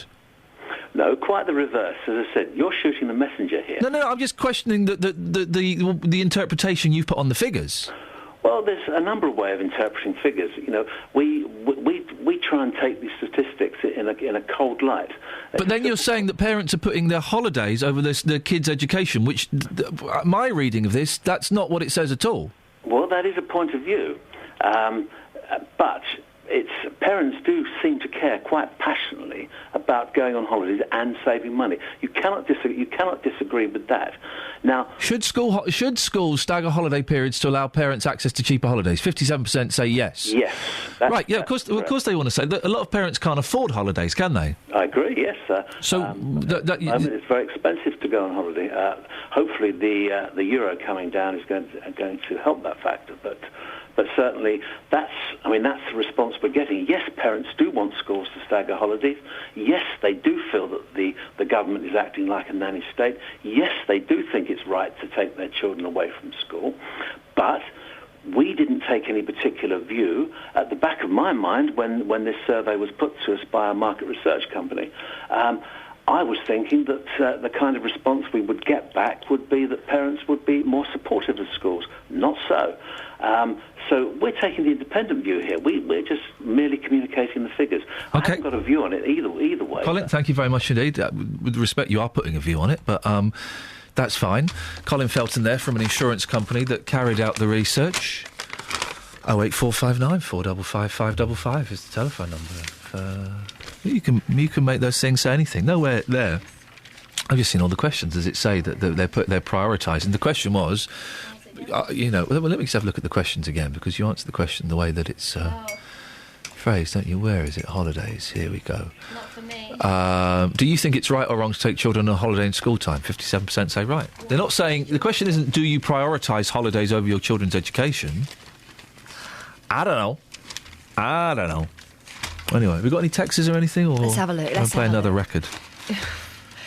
Here we go. Holiday companies don't fleece people. It's called supply and demand. It happens in all businesses, says Celez. Celez, if you were listening carefully, you would have heard me say it could be argued. I wasn't necessarily saying that was my point. I was saying it could be argued. With regards to Jake, a.k.a. Christoph, who is the rugby-playing boyfriend of this girl who's obsessed with Frozen, Stephen Kings-Langley says, Jake, let her go, let her go. No, he won't. Honestly, I've seen the pictures. He won't. He's doing well. Jill says, if kids are taken out of school in term time, why can they not be sent away with homework? It's not rocket science. Unless you're going to Cape Canaveral, and in which case it would actually be rocket science that you were studying there. Hey, did you hear the fella protesting at the first woman bishop? Thank you. Yeah. That was there good, was though. one man protest. There was one man. No, it's not in the Bible. You've got to respect that. There should be more protests, I think, like that. No! Because that takes balls to stand up in a church full of vicars and full of God to go, no! Not in the Bible! I would never have It's like the fella that custard-pied Murdoch and the fella that accused Tony Blair of war crimes during that trial. There should be... we're talking about one-man protests. And Jarvis Cocker at the Brits. At the Brits. There should be more one-man protests like that. No, it's not in the Bible! I mean, it's hard enough to start a spontaneous round of applause. Never mind to stand up knowing it's only just going to be you. Anyone? You see? Beulah?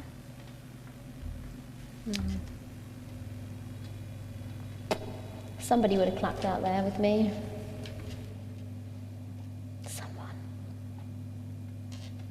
Even my mum. Travel news for beds, cards and bugs. BBC Three Counties Radio. The M25 anti-clockwise is partially blocked between junction 17 for Maple Cross and 16 for the M40 because a lorry's broken down, so that's causing long queues. Also on the M25 anti-clockwise, there are queues between junction 25 for Enfield and 23 for the A1M after the accident earlier. On the M1 southbound, it's still very busy around junction 10 for the Luton Airport Spur Road, and in Hemel Hempstead on the A41 southbound, that's looking very busy on the speed sensors between Two Waters Road and the M25 junction 20 for Kings Langley. Also in Beaconsfield on the A355 Amersham Road, there are queues between Longbottom Lane and London Road, but no reports of any problems on the trains. Samantha Bruff, BBC Three Counties Radio. Across beds, hearts and bugs. This is BBC Three Counties Radio.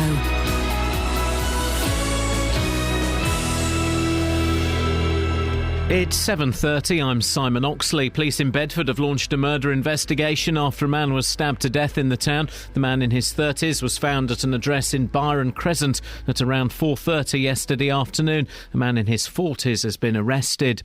A Fathers for Justice campaigner has been convicted of breaching a restraining order after staging a megaphone protest in Hertfordshire. 32-year-old Robert Smith carried out the protest on the route his former partner was using in Sawbridgeworth. And Thameslink say they're running a full service this morning on the line from Bedford and Luton into London. Flooding caused by a burst water main in the Farringdon area has been causing major disruption to trains since Friday. Three Counties Sports. BBC Three Counties Radio. Milton Keynes Dons will go top of League One tonight if they win at Scunthorpe. Carl Robinson's side have closed the gap to Bristol City and Swindon. It's what we do our job for. I think everybody's worked so hard this year to try and put us in this position, so to throw it away would be stupid of us. But even if we don't get the win, we're still only 3 points behind top, and we have to play them. So that in itself, to me, is a big calling card. And there's full commentary on MK Dons at Scunthorpe on tonight's Three Counties Sport from 7. Also tonight, Chelsea host Liverpool in the second leg of their League Cup semi-final. The sides drew 1-1 at Anfield last week. And in Conference South tonight, Hemel Hempstead are at home to Sutton. There was no FA Cup upset last night as Premier League Stoke won 4-1 at Rochdale. Their reward is a fifth-round trip to Blackburn. The fifth-round draw also includes Arsenal versus Middlesbrough, Preston or Sheffield United versus Cambridge or Manchester United, and Bradford's reward for beating Chelsea is a home tie with Sunderland or Fulham. In tennis, Andy Murray faces home favourite Nick Kyrgios in the Australian Open quarter-finals this morning our time. The young Australian made a name for himself when he beat Rafa Nadal at Wimbledon last year. Murray says he's a talent to be reckoned with. He's dangerous, he's unpredictable, he's entertaining, and he's a good athlete, moves well, and He's explosive on the court, so he has a lot of things going for him. And if Murray wins, he'll face Thomas Berdych in the semi-final after the Czech player beat Rafael Nadal in straight sets. BBC Three Counties News and Sport. The next full bulletin is at 8. Call 08459 455 555. BBC Three Counties Radio. Holidays, school holidays, all kinds of holidays. Steve? Morning. Morning, Stephen. What you got?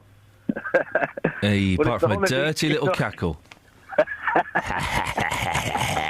All right, Sydney. Yeah, all right, Sydney, anyway, come on. Enough of that. That's enough laughing. Let's get down to the facts. Yeah. Well, if these holiday companies weren't so profiteering like gangsters and thugs up and down in their prices, people wouldn't need to take their kids out of school. In what part? Surely. What part of the business principle that holiday companies employ is like gangsters and thugs? Who, if I remember gangsters correctly, they use violence, intimidation, and bullying techniques. So just apply that to the holiday company, Steve. Away you go. Good luck. At the end of the day, it's the money. The fact of the matter is they put the price up when they know that obviously it's got school holidays and obviously the kids want to go on holiday, and they're using the kids to get the parents to go on holidays in the peak time, so they put the price up. Right, that's extortion. No, it's not extortion. No, it's not. It's not extortion, Steve. So we've agreed it's not thuggery. Listen, what I think and what you think are two different things. Well, no, but so Steve, let's get that clear. Yeah, but we can. They're thugs. Steve, we can have different opinions. Of course, we can, and I respect your communist views that everyone's entitled to a free state holiday. But we can also. I think we should focus on facts. They are not acting like thugs. They don't use violence. They don't use intimidation. They don't use bullying techniques. It's a capitalist organisation, capitalist idea. So supply. Yeah, they're businesses, Steve. They're not charities. It's supply and demand. You don't put a price on holiday by, say, if it's 900, and then you put it up to like $3,000 about 2 months later. If someone's going to pay for it, yeah, you do. If someone's going to pay for it, of course you do. It's a business. That's all right. No wonder people thieve out of shops. Well, no, hang on a minute. Listen, Steve, you're particularly poor formed. You're up against the ropes 30 seconds in. When did going away on holiday become a right and not a luxury? Well, it's not so much a right if you can afford it, yes, but what I mean... Ladies and gentlemen, Steve, you've just argued against yourself. They shouldn't put the prices up. That's what I'm protesting about. Steve, it's not a right, as you've just said. It's a luxury, and luxuries are for people... It's not right for the holiday companies to put the prices up at the peak times. It is. It's not. Well, they're just crooks then, aren't they? They're just financial crooks. No, they're not. Well, they are in my eyes, because... Families have worked all year, all year, and they can't get an holiday, even once every 2 years. Normally, sometimes I agree with you, and normally you put up a better argument than this, Steve. This is rubbish. Well, it ain't in my book. Well, your book is... I would burn that book and go and buy a new one. It's holidays, as you've just said, are a luxury, not a right. If you can't afford... a Jaguar is a luxury, not a right. I can't afford one. So do you know what? I'm not going to get one. I'm going to... It doesn't help when the holiday company's got it up by triple. I'm going to London today. Is that not right? So if you went to buy a car and it was 10 grand today, and you bought it 3 weeks later and it's 33 grand, you wouldn't be happy with them, would you? I wouldn't buy it. I'd buy one I could afford. Well, no, but you wouldn't be happy. You're missing the point. I wouldn't be happy, no, but I'd buy one I could afford. Well, yeah, but that's what I'm saying. Why people they putting the price up? Because they use it. They're using the families and the hard workers of this country to make more money at the peak times. You know, what you talk about decency and morals and people being good to people. But there is no. Well, I don't talk about it very often. There's no humanity in capitalism. That's why it's I'm going to London today, right? And I've got to get from Oxford Circus to King's Cross, right? Yeah, well, exactly. Now, I would love to get a black cab, but a black cab is a luxury, not a right. Whereas affordable public transport is a right. And do you know what? They have it in London. So I won't get the black cab as much as I'd like to, because I can't afford it. Yes, but you're missing the point. It ain't worth it. I'm not even arguing with you. I'm just saying my point, and you've got yours. But yeah, but you're not. But Steve, your point is based on flawed and incorrect logic and passion. When this is more of a scientific, factual debate.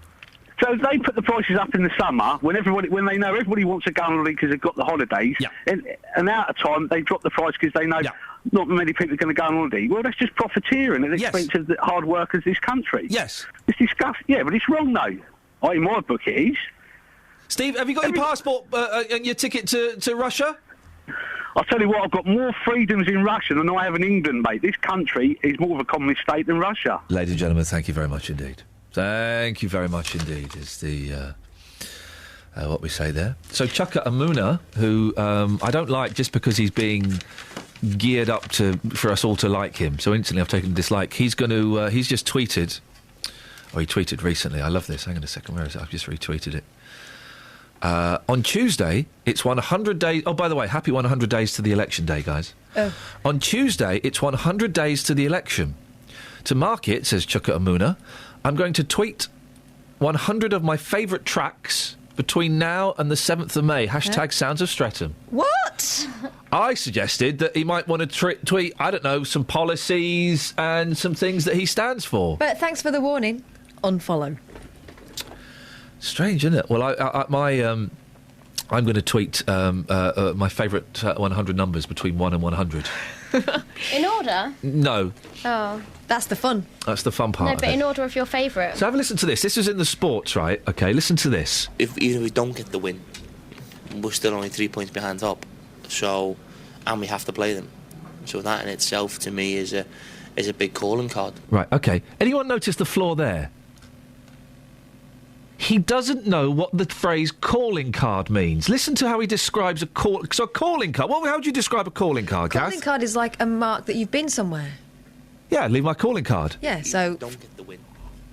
We're still only 3 points behind top. So, and we have to play them. So that in itself, to me, is a big calling card. He means incentive, doesn't he? Or does he mean... He means like he's being called.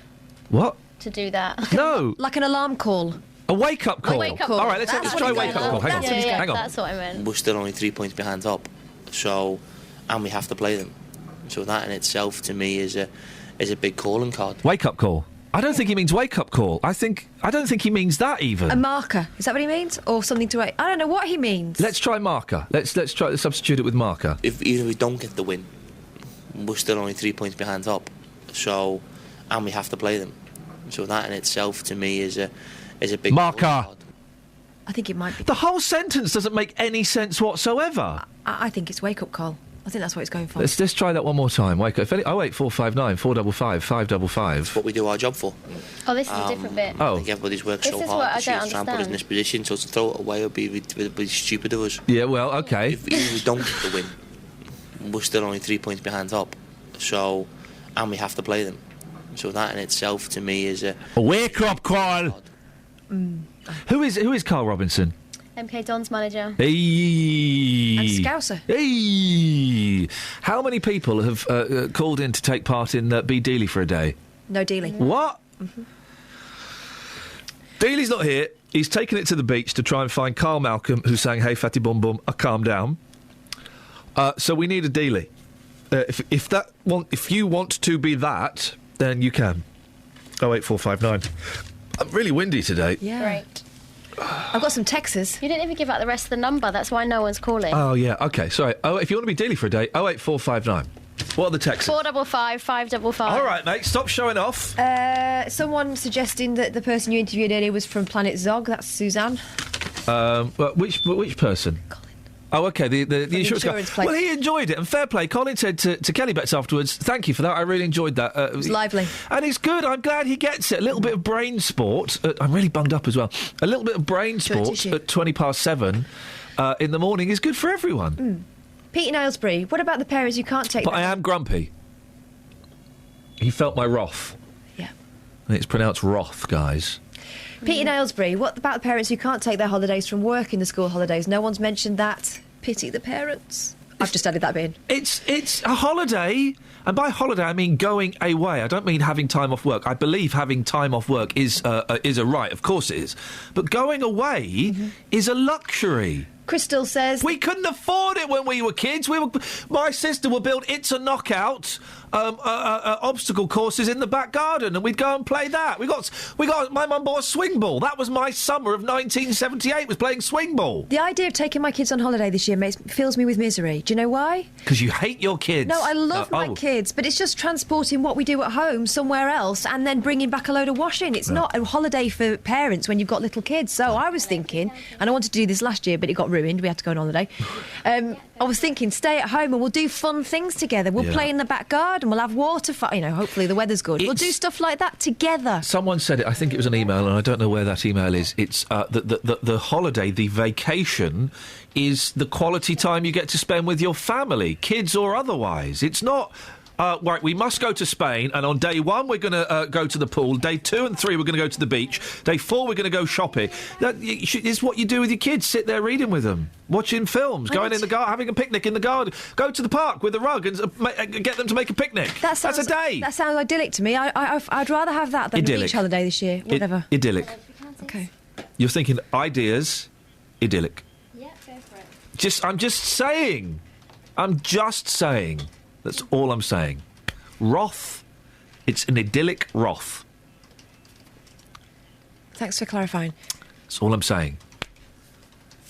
I'm really bunged up. I'm addicted to Vicks. And I've got to kick it. Got to have 3 days clear of Vicks and I'll be able to breathe again, but I can't do it, man.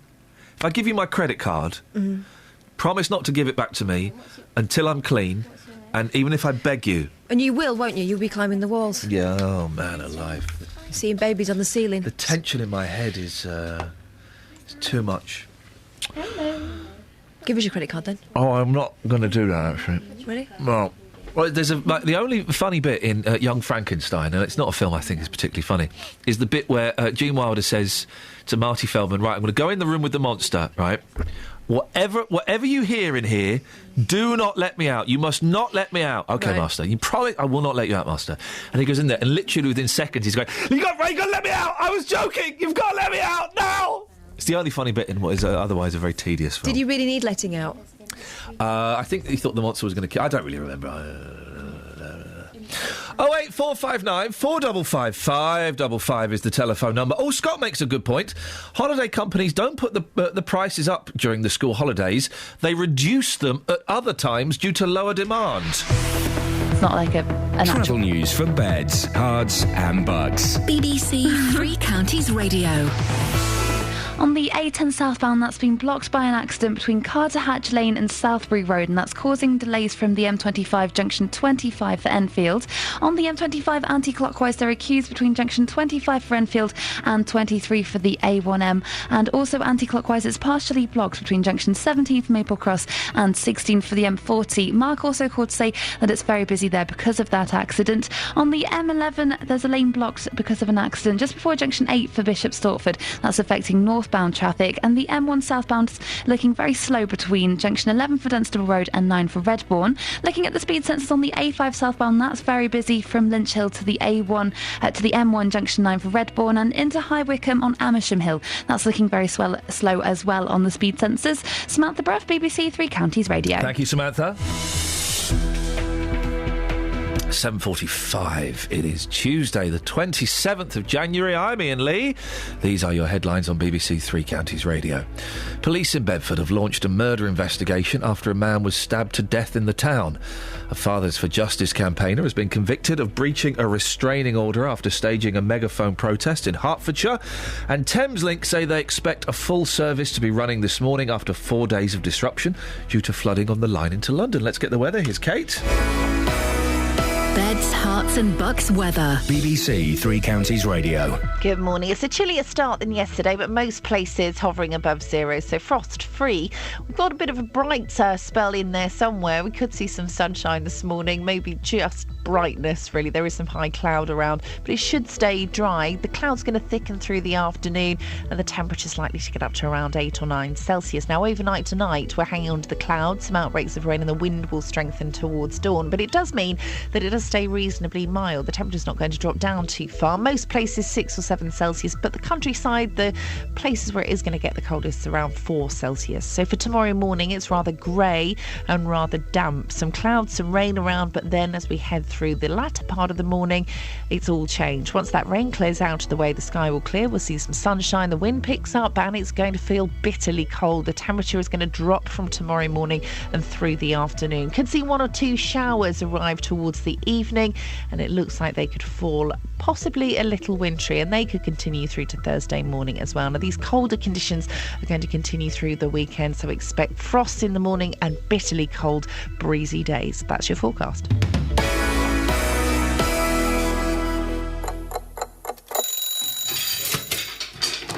If you're non-stop, from the moment you start, when your day finally stops, the news where you live doesn't.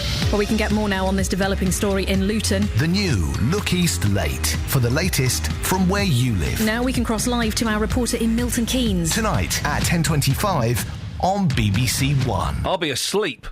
Paul's in Bletchley. Oh, yeah, hello, Ian. Morning. Morning, Paul. Do you know what? I'm bunged up. I'm in a really foul mood. Yeah. I'm in a really grumpy mood today, Paul. Are you? Yeah. So anyone comes... If a dog comes near me, I'm going to kick it. Oh, dear. That's the mood I'm in. I'm going to kick a dog. Have some Fisherman's Friends or something.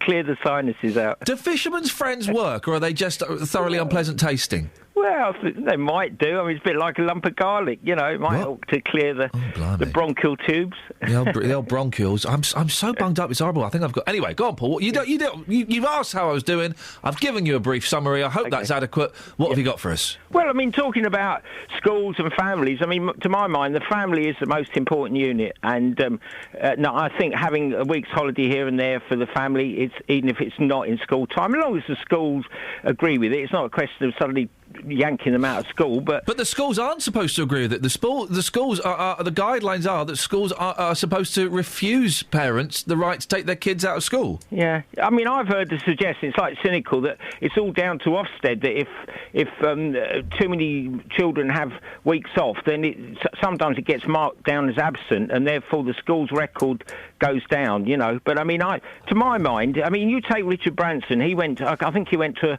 public school, Millfield, was it?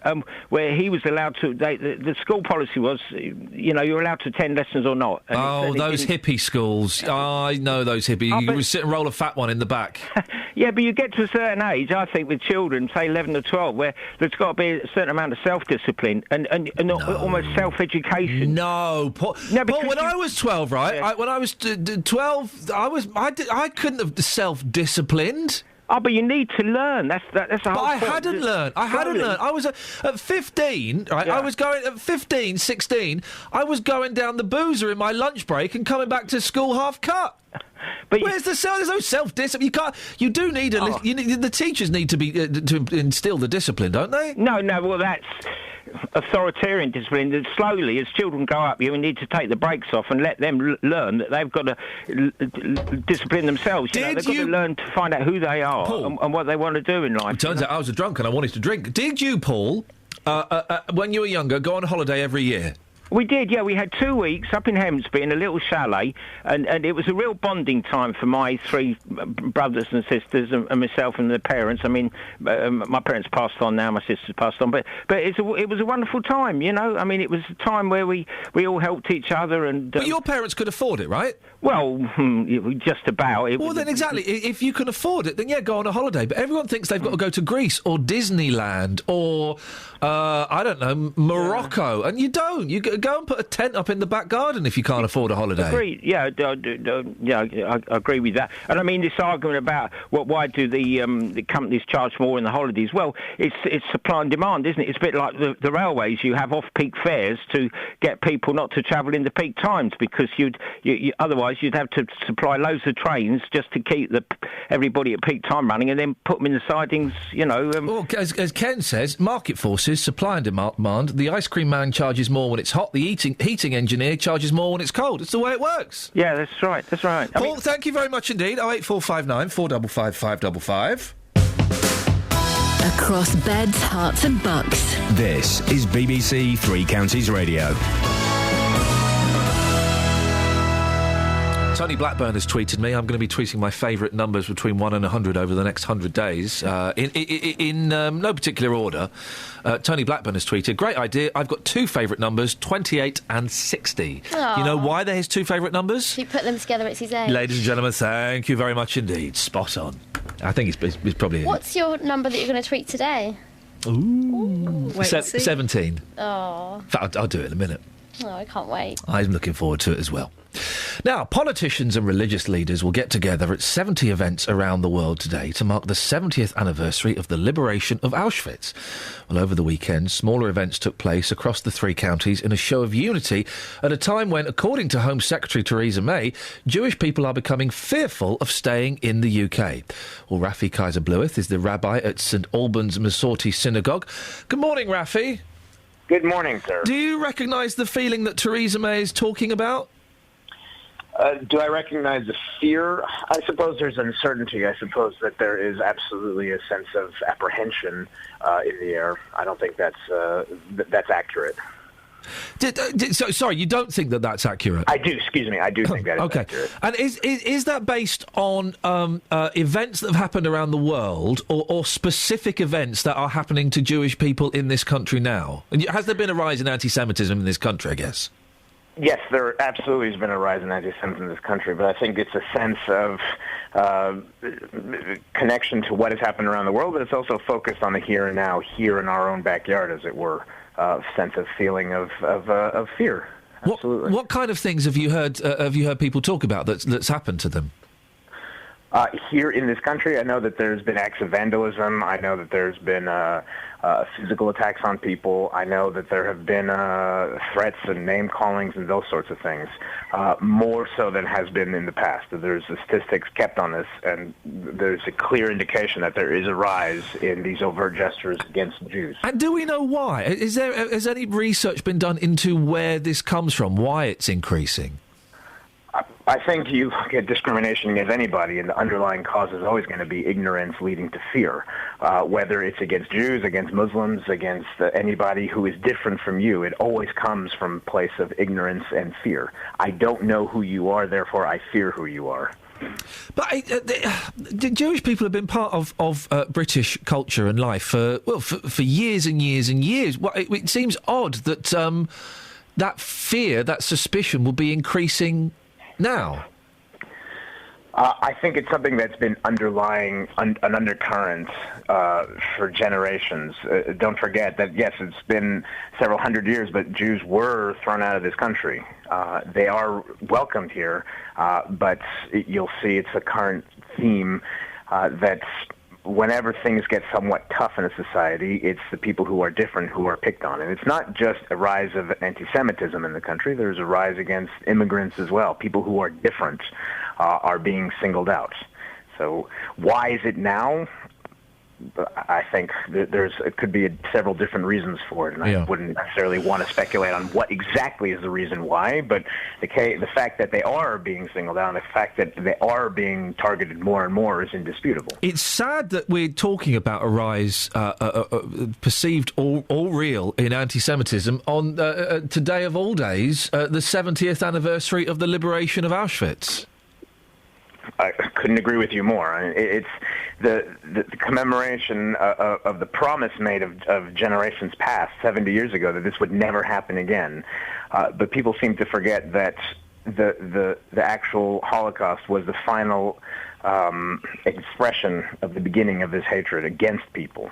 And that when you allow this hatred to fester, when you allow this hatred to simmer under the surface, it will find a way to boil over. And it's not just Jews who were the victims here. They were disproportionately so, but they weren't the only ones. And so when we allow that hatred, that fear to simmer, and we don't do anything proactively to dispel it, we run the risk of this happening again. And can you put into words how significant today is for the Jewish community?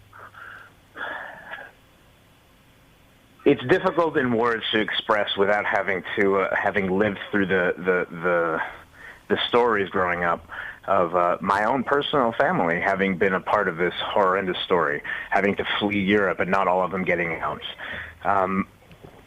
This story is, I think, a story of all humankind. It's not just for the Jews.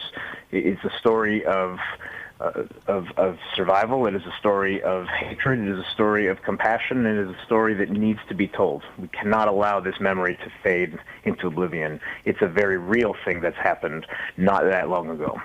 Rafi, I really appreciate your time this morning. Thank you. That's Rafi Kaiser-Blueth, who is the rabbi at St Albans Masorti Synagogue. On FM, AM, online and digital radio. This is Iain Lee. On BBC Three Counties Radio. Any texts? Yeah, we have. Nick in Milton Keynes. Do holiday companies put the prices up during high season so they can make the money back from the losses they take at low season? I don't know. Probably. That's business, isn't it? Yes. AC from Aylesbury about summer holidays. Offer and demand. Prices go up because people will pay for it. Same as £500 smartphones. They wouldn't be that high if no one was willing to pay the price. It's the world we're living in. Wake up. Yes. Morning, Iain, says Mark in Bletchley Towers. Yes, Mark. I've gone back into the Archers for a couple of months after a 15-year break. It's good, isn't it? Some interesting scripts and storylines. Yeah, it's good. The Archers is great. I love The Archers. It's going to kick off soon. There's a little bit of gay scandal in there. Are the Archers still moving away? Or have they knocked that one on the head? They're moving away. They won't move away. That won't happen. But they're moving away. What's the gay scandal? I don't know, because I don't listen all the time. I don't know any of the characters' names. And I don't know who they are. Right. But when I do listen, I think there's a gay couple, and I think one of the gentlemen was seen with another gentleman, or someone didn't know that one of them was gay, and it's I don't know. There's skullduggery. Right. Okay. Skullduggery is What about me? That character that sounds like me. What's she doing now? She's still. Which one's that? Bit of a minx. I don't know. She was the wife, and she was having an affair with her brother or something last time. She was having an affair with her brother. What was her name? All right, Tony Archer. Tony Hall. Calm down. With her husband's brother. I don't know any of their names. The only name I know is David and Shula. She was a Geordie, that one. OK, well, I can't help you on that. I'm going to press this button. Travel news for beds, cards and bugs. BBC Three Counties Radio. On the A10 southbound, 2 lanes are closed between Carter Hatch Lane and Southbury Road. That's causing long delays from the M25 junction 25 for Enfield. Police are there redirecting traffic. On the M25 anti-clockwise, there are queues between junction 18 for Chorleywood and 17 for Maple Cross. And the M11 northbound has a lane blocked just before junction 8 for Bishop Stortford. In Stevenage, 6 Hillsway is partially blocked by an accident between the Homestead Moat and Cole Street. And in Milton Keynes, the A5 southbound, James called to let us know that into Milton Keynes it's partially blocked by an accident between the Abbey Hill roundabout and the centre of Milton Keynes. Samantha Bruff, BBC Three Counties Radio. Thank you, Samantha. I know they're big boots to fill, and boy does Dealey know how to fill them, particularly if you upset him, but do you want to be Dealey for a day? Give us a call and we'll speak to you after this. Local and vocal across beds, hearts and bucks. This is BBC Three Counties Radio.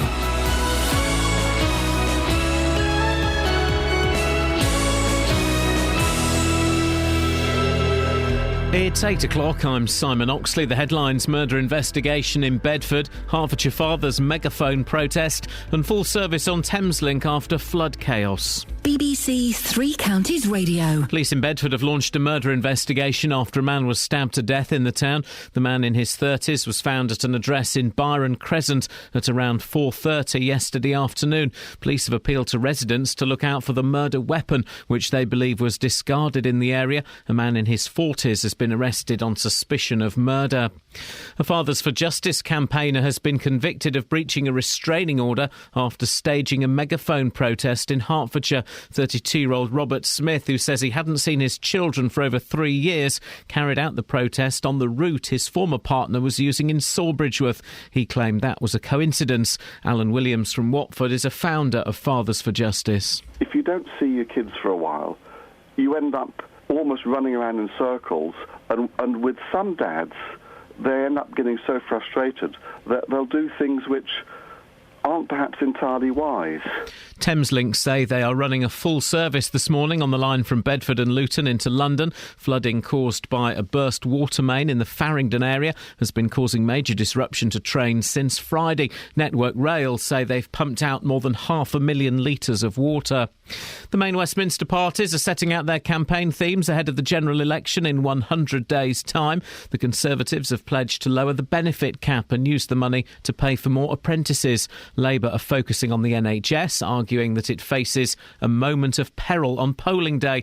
The Liberal Democrats say they represent the moderate alternative to the other two parties. Parents in Bedfordshire have criticised the policy of fining mums and dads who take their children out of school for family holidays in term time.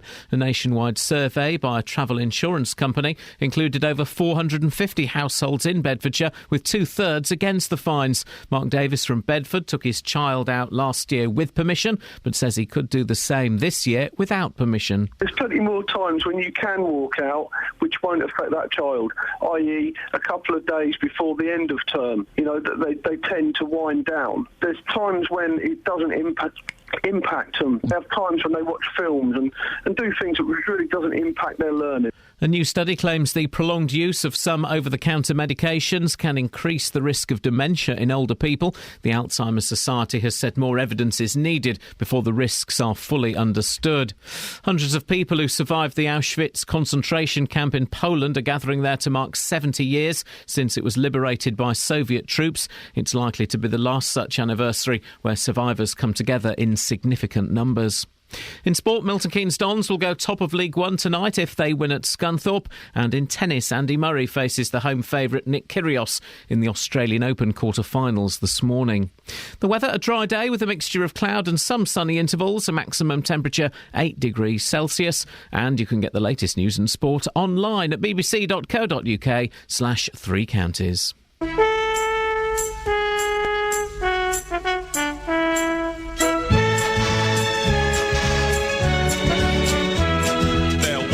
Was a wealthy man who had a wonderful idea to bring children from all places with all kinds of faces together into a sailing ship. There were 40 boys and girls. They would sail their ship around the globe, so they called it the United World. The ship was just 3 weeks from shore when a hurricane bore it down. The waves were big as mountains. They found they would surely drown. They jumped into the lifeboats, rowed away from the wreck. They didn't count them, they hadn't time. 5 children were left behind. The children fought the storm all night, then finally fell asleep.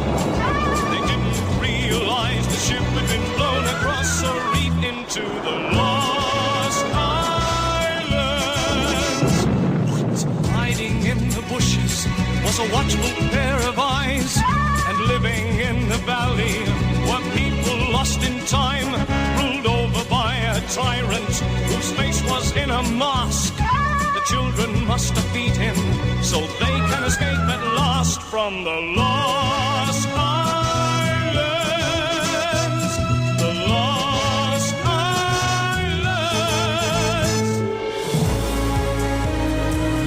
Morning, Iain Lee, BBC Three Counties Radio. Protesting dads, parents taking their kids out of school. Do you want to be dealy for a day? And a holiday is a luxury, not a right, surely.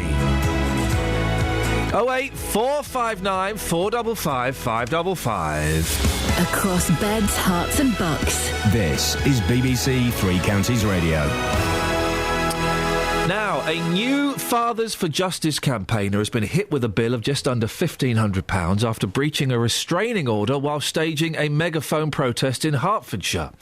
32-year-old Robert Smith, who says he hadn't seen his children for over 3 years, staged a one-man demo on a route regularly used by his ex-partner. He joins me now. Morning, Robert. Morning. What is New Fathers for Justice? I think they formed in about 2008. I've been a member of them for about a year, and they're kind of like Fathers for Justice, but they're in no way associated with them. Wow, so that's confusing, isn't it? Because they've got a very similar name. Yeah, well, I think they used to be members of them years ago. Okay, so it's kind of like maybe possibly an offshoot. Okay, so on the day, I've gone off route a bit. Right, on the day in question, yeah, you were stood there with a megaphone, yeah, shouting into it. What were you trying to achieve? Well, about just over a week before, I spoke to the Prime Minister at his house, and he made it quite clear that he's not interested in my case or any cases or addressing the laws. What do you mean you spoke to the Prime Minister at his house? Outside his house. I spoke to him about father's rights and family law. David Cameron? Yeah. Okay. Right, and so this is 3.5 years into my court case. Yeah. And he'd made it quite clear that he's not interested in reforming family law or even looking at it or helping me out. And my children hadn't seen me for years, so I decided that I needed to make sure they knew I still loved them. Yeah. So. Why have you not seen your kids for years? It's nothing. It's nothing I've done. It's just what the process is. I mean, I'm not by far the only person in the country who's gone through this. People have been going through it a long time before I was a father. But there must be a reason given in court that you're not allowed to see your kids. It's not that I'm not allowed to see the children. There's nothing to stop me seeing the children. Right. It's that there's been no order made to make me see the children. So there's been no order made to force the other parent to let me see the children. And even if there is orders made, them orders can be broken and there's no punishment because it's a civil court and not a criminal court. Like, I went to criminal court the other day, last week. Family court is civil, so there's no penalty for breaking the orders. And so the kid's mum is according to you, stopping you seeing the kids? Initially, yeah, it's her initially who started it, but it's the government's refusal to change the laws to address the problem, to not force other parents to let the father see the children, if you see what I mean. Right, but so she's... I'm slightly confused, Robert, so if I'm sounding like an idiot, bear with me and hold my hand and walk me through this. So the court hadn't stopped you seeing your kids, and the mother hasn't stopped you seeing your kids, so why aren't you seeing your kids? The mother has stopped me seeing the children, but what I was explaining is that the mother's done it for whatever reasons, new boyfriend, whatever, it's the government who haven't put a law in place that says you have to let him see the children. Right. Because obviously, we're guided by a government because we can't always make our own decisions with things to do with law and that, and that's why we have criminal courts, because people break laws and people get punished by the government, and the government haven't put anything in place to force her to let me see the children. So, for example, CSA, if people don't pay CSA, the government will put fathers in prison and take away their driving licence to force them to pay. But they've done nothing equivalent to that to force mothers to let fathers see children. You see what I mean? So it's easy for the mother to just say, well, he can't see the children because they want to start a new life or whatever. But so why is she saying that she doesn't want you to see the children? Because it just doesn't suit her new life, and this happens all over the country. Right. It doesn't suit her new life to have the children seeing me for 2 or 3 days a week. You did have a restraining order. This is the reason you got in trouble this time, because there was a restraining order, wasn't there, banning you from going within 100 metres of your former partner. That was made in 2011. Yeah. Why was that made? She made a false accusation of harassment, and I was fully acquitted of all charges. So I had a court trial, and I was fully acquitted, and I was still given the restraining order. Because the last government in 2004 put in a law that even if a father or anyone is acquitted, if it's domestic abuse, if they're acquitted, they can still get a restraining order. And it says that on the court report. When was the last time? I don't want to do many specifics about your kids, but when was the last time you spoke to your kids or held your kids? The last time I spent any time alone with my children or outside in the open air with my children was a real father to them, was May 2011. I have seen them periodically since then in contact centres where we've been trying to... The whole point of a contact centre is to rebuild your relationship. Yeah. You end up staying there because you've got to pay £30 an hour. It's a private company. You end up staying there and not being able to move on. So how does it feel, Robert? As one dad to another, how does it feel not being able to phone your kids up or go and read them a story or sit down and watch a rubbish film with them? I don't like to belittle parents who have lost children, but it is a living bereavement. So, for example, my children to me are the ages they were when I last saw them. And, I see things like Frozen. I know they'd be into that, but I haven't seen them. I can't speak to them about it. That sounds like a silly thing, but... No, it doesn't at all. I haven't celebrated Christmas for 4 years. That's why I spent it at David Cameron's this year. I just don't celebrate it, because I don't see my children. And my children probably presume that I'm not interested, but obviously I am, because I'm doing all this stuff all the way along. And, I've got... I was convicted of breaking the restraining order, even though it was after acquittal. But as you can tell, me being on the phone to you, I've got nothing to hide. I've got no shame because I'm just trying to see my children. And may I make a suggestion? And I'm assuming this won't be in breach of any impositions that are placed on you. And if it is, well, then ignore it. Yeah. But do you write? I mean, you can't contact the family, but I'm sure you know her solicitor. Yeah. Could you write a letter a week to your kids and send it to the solicitor? Would that be within the rules that are imposed on you? The last time I done that, at the end of 2011, they were plainly directed towards the children, and the other parents said they were directed towards. That's why I went to court in 2011 for harassment, which I was fully acquitted of. So would you be able to write letters to your kids and send them to the solicitor within the rules of the order you've got against you? Harm would most likely be made out of it, and I'd most likely be arrested at some point. So it's easy. Like I say, I've tried it before. Right. And on the day last July, it's not in dispute that I was trying to contact the children. For the words what I said were aimed at the children, not aimed at the mother. But I still got, Have you got a solicitor? I did have for many years, but solicitors just obviously, they're there for the money. My suggestion would be. I know they cost a lot of money, but this I would imagine would be, if everything you're telling me is true, would be worth it. You got to play the long game. I would imagine I would get a solicitor for an hour, 2 hours, have a chat with them, get them to look at the order against you, and see if it does prohibit you from writing letters to your kids that you then send. You don't send it to them, you send it to the solicitor. Now, you'd probably get those letters sent back to you, but what that means is.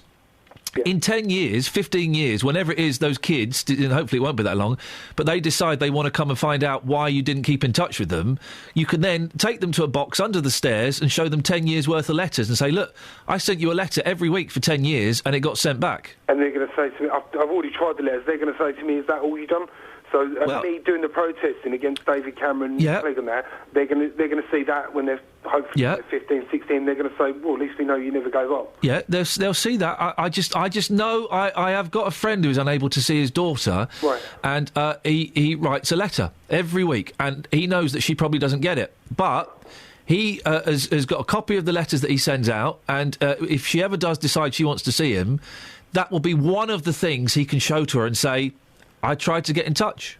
Yeah, I do video diaries. All right, well, that's good. Show them in the future. Robert, listen, I wish you the best of luck. OK. And I hope you get to see your kids at some point. I can't even begin to imagine what that's like. Robert Smith. 08459 455 555 is the telephone number if you want to give us a call. I guess it's only a suggestion, and if I hope it's not contravening any rules. That's why I suggest he gets it checked out by a solicitor. But if it is 10 years, if it is 15 years, and they come round and they say, Dad, why you're an idiot, why didn't you come looking for us? You say, well, I sent you a letter every week for 10 years. Here they are. Have a read of them now if you want. Like, you weren't allowed to see them. Well, I don't know. 08459 455 555. Travel news for beds, cards and bugs. BBC Three Counties Radio. In Milton Keynes on the A5 southbound, that's been partially blocked by an accident between the Abbey Hill roundabout and Portway. On the A421 in Great Hallwood, there's reports of a burst water main in both directions between Nash Road and Pilch Lane, making things very slow between Buckingham and Milton Keynes. And in Stevenage on Six Hills Way, that's been partially blocked by an accident at the Homestead Moat, and that's causing queues from Cole Street. In Enfield on the A10 southbound, 2 lanes are blocked by an accident between Carter Hatch Lane and Southbury Road, and that's causing delays from the M25 junction 25 for Enfield. Looking at the M25 anti-clockwise, there are still queues between junction 18 for Chorleywood and 17 for Maple Cross. The M1 towards London is very busy between junction 6A for the M25 and 5 for Watford, and the M11 northbound is a lane blocked because of an accident just before junction 8 for Bishop Stortford. On the trains, Virgin services between London Euston and Milton Keynes have hour-long delays because of an electrical supply problem. Samantha Bruff, BBC Three Counties Radio. 8:16. It's Tuesday the 27th, excuse me, of January. I'm Iain Lee. These are your headlines on BBC Three Counties Radio. Police in Bedford have launched a murder investigation after a man was stabbed to death in the town. A Fathers for Justice campaigner has been convicted of breaching a restraining order after staging a megaphone protest in Hertfordshire. And Thameslink say they're running a full service this morning after 4 days of disruption due to flooding on the line into London. BBC Three Counties Radio.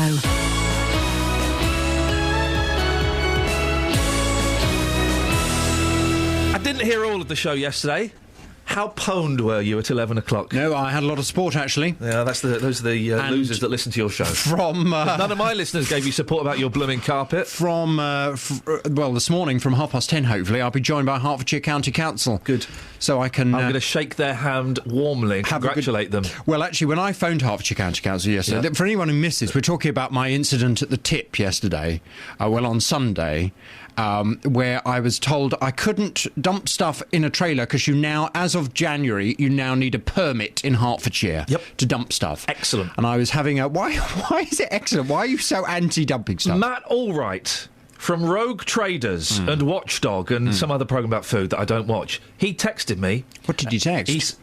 I'll read you his text. Go on then, read the text. He's furious with you. With me? Yeah, with you. Yeah, with you. Why is he furious with me? He's furious. He thinks you're a chancer. He sent me several texts, and I had to, in the end, say, could you stop texting me? You're annoying me. I'm with you, Iain, re Harpenden tip. JVS is a fly tipper waiting to happen. The mistake is to think that rubbish has no cost. He's just texted me now. He is still wrong. He's still wrong. He is still wrong. Well, coming up from 10:30 this morning, I shall be speaking to Hertfordshire County Council. When I phoned them yesterday and I had a go at the press officer, she said, we've been waiting for your call today. Got nothing. Can't have a go at the press officer, that poor woman. Hang on, wait for it. When I spoke to her, she said, hang on, we might be able to get the head of waste. He's quite used to speaking to Iain. There was a slight weariness in her voice when she said I apologise if I've set you up for... But I'm on his side on this one, though, and make sure you tell him that, please. I'm not telling him that. I'm not giving him any... what have you got down your top? That's called my chest. Has a child been sick on you? No, I tell you what that is. I know, it's ruining the shirt. What is that? Kids always put stickers on you. I think it was a Frozen sticker and it got put in the wash. It looks like a grass stain over your nipple. I like the wheelbarrow race. Do you? Yes. Have you ever had a wheelbarrow race? Yeah, of course I have. As an adult? Yeah, I love it. Do you want one? I had one last summer. Absolutely sloshed. Yeah, it's fun, isn't it? It was hilarious. It's really, really hard. At a garden barbecue, I'd had far too much Pinot, and they said, let's put JVS in the wheelbarrow and race him round the garden. Quick, get JVS in the wheelbarrow position, everybody! What a laugh. Yeah, I bet you loved it. Did you? Did you love it? It's fun, isn't it? I and did, the three-legged race... Yes. Is particularly hard. And a good sack race as well. Oh, you like that, do you? I love all that stuff. Oh. Yeah, it's good fun. Gosh. We should have a giant barbecue and do all these funny shenanigans. Let's jump in the sack together. Yes, why not? That'd be fun, wouldn't it? Why not? Anyway, so you're wrong about that. The fella's coming on at 10:30 from Harpenden to Well, no, he's not from Harpenden. He's from Hertfordshire. Oh, I say. Okay, good. He covers the whole county. Well, I look forward to listening to that, and I'll be applauding him. It makes sense. It's nice to know you're on my side. I'll remember this next time you have one of your little your Twitter problems. Oh, I've had this problem. What can I do about it? Well, A, you never help me with those. B, you never help me with my consumer problems. Because you always C, want compensation. I want a bit of compo. That's all you ever want. You should do more compo. Oh, my games console's gone wrong. We don't do compo. No. Then you start getting funny with the listener. No, we don't do compo here. No, no compo. I don't do compo. But you're always tweeting, oh, my games console's gone wrong. I want compensation. Can someone help me get compensation? I'm not doing that. You just reminded me yesterday. What? You were so rude about games players. You were so rude about games consoles. Yeah, well, I think it's ridiculous. I know you do, and I think that's outrageous. There's a great video online of some old people playing Grand Theft Auto for the first time, and they love it. They love it. Yeah, but they've lived their life first. Oh, man. Seriously, you and me, I'm going to come around your house when you give me the address. No, you're not. And I've narrowed it down to within a 15-mile radius. My sources are helping me. You'd have to get through the electric fence. I am going to bring my Xbox. We'll have a little bit of FIFA. We'll have a little bit of Grand Theft Auto. I don't want to play this. Yes, you do. Grand Theft Auto will be great fun. We'll drive around shooting each other. That doesn't sound like fun to me. Fun is getting sloshed at a barbecue and having a wheelbarrow race. What's on your show this morning? Over a vegetable patch. Unbelievable. On this morning's Big Phone-In, I'm asking, do you think Benedict Cumberbatch needed to apologise?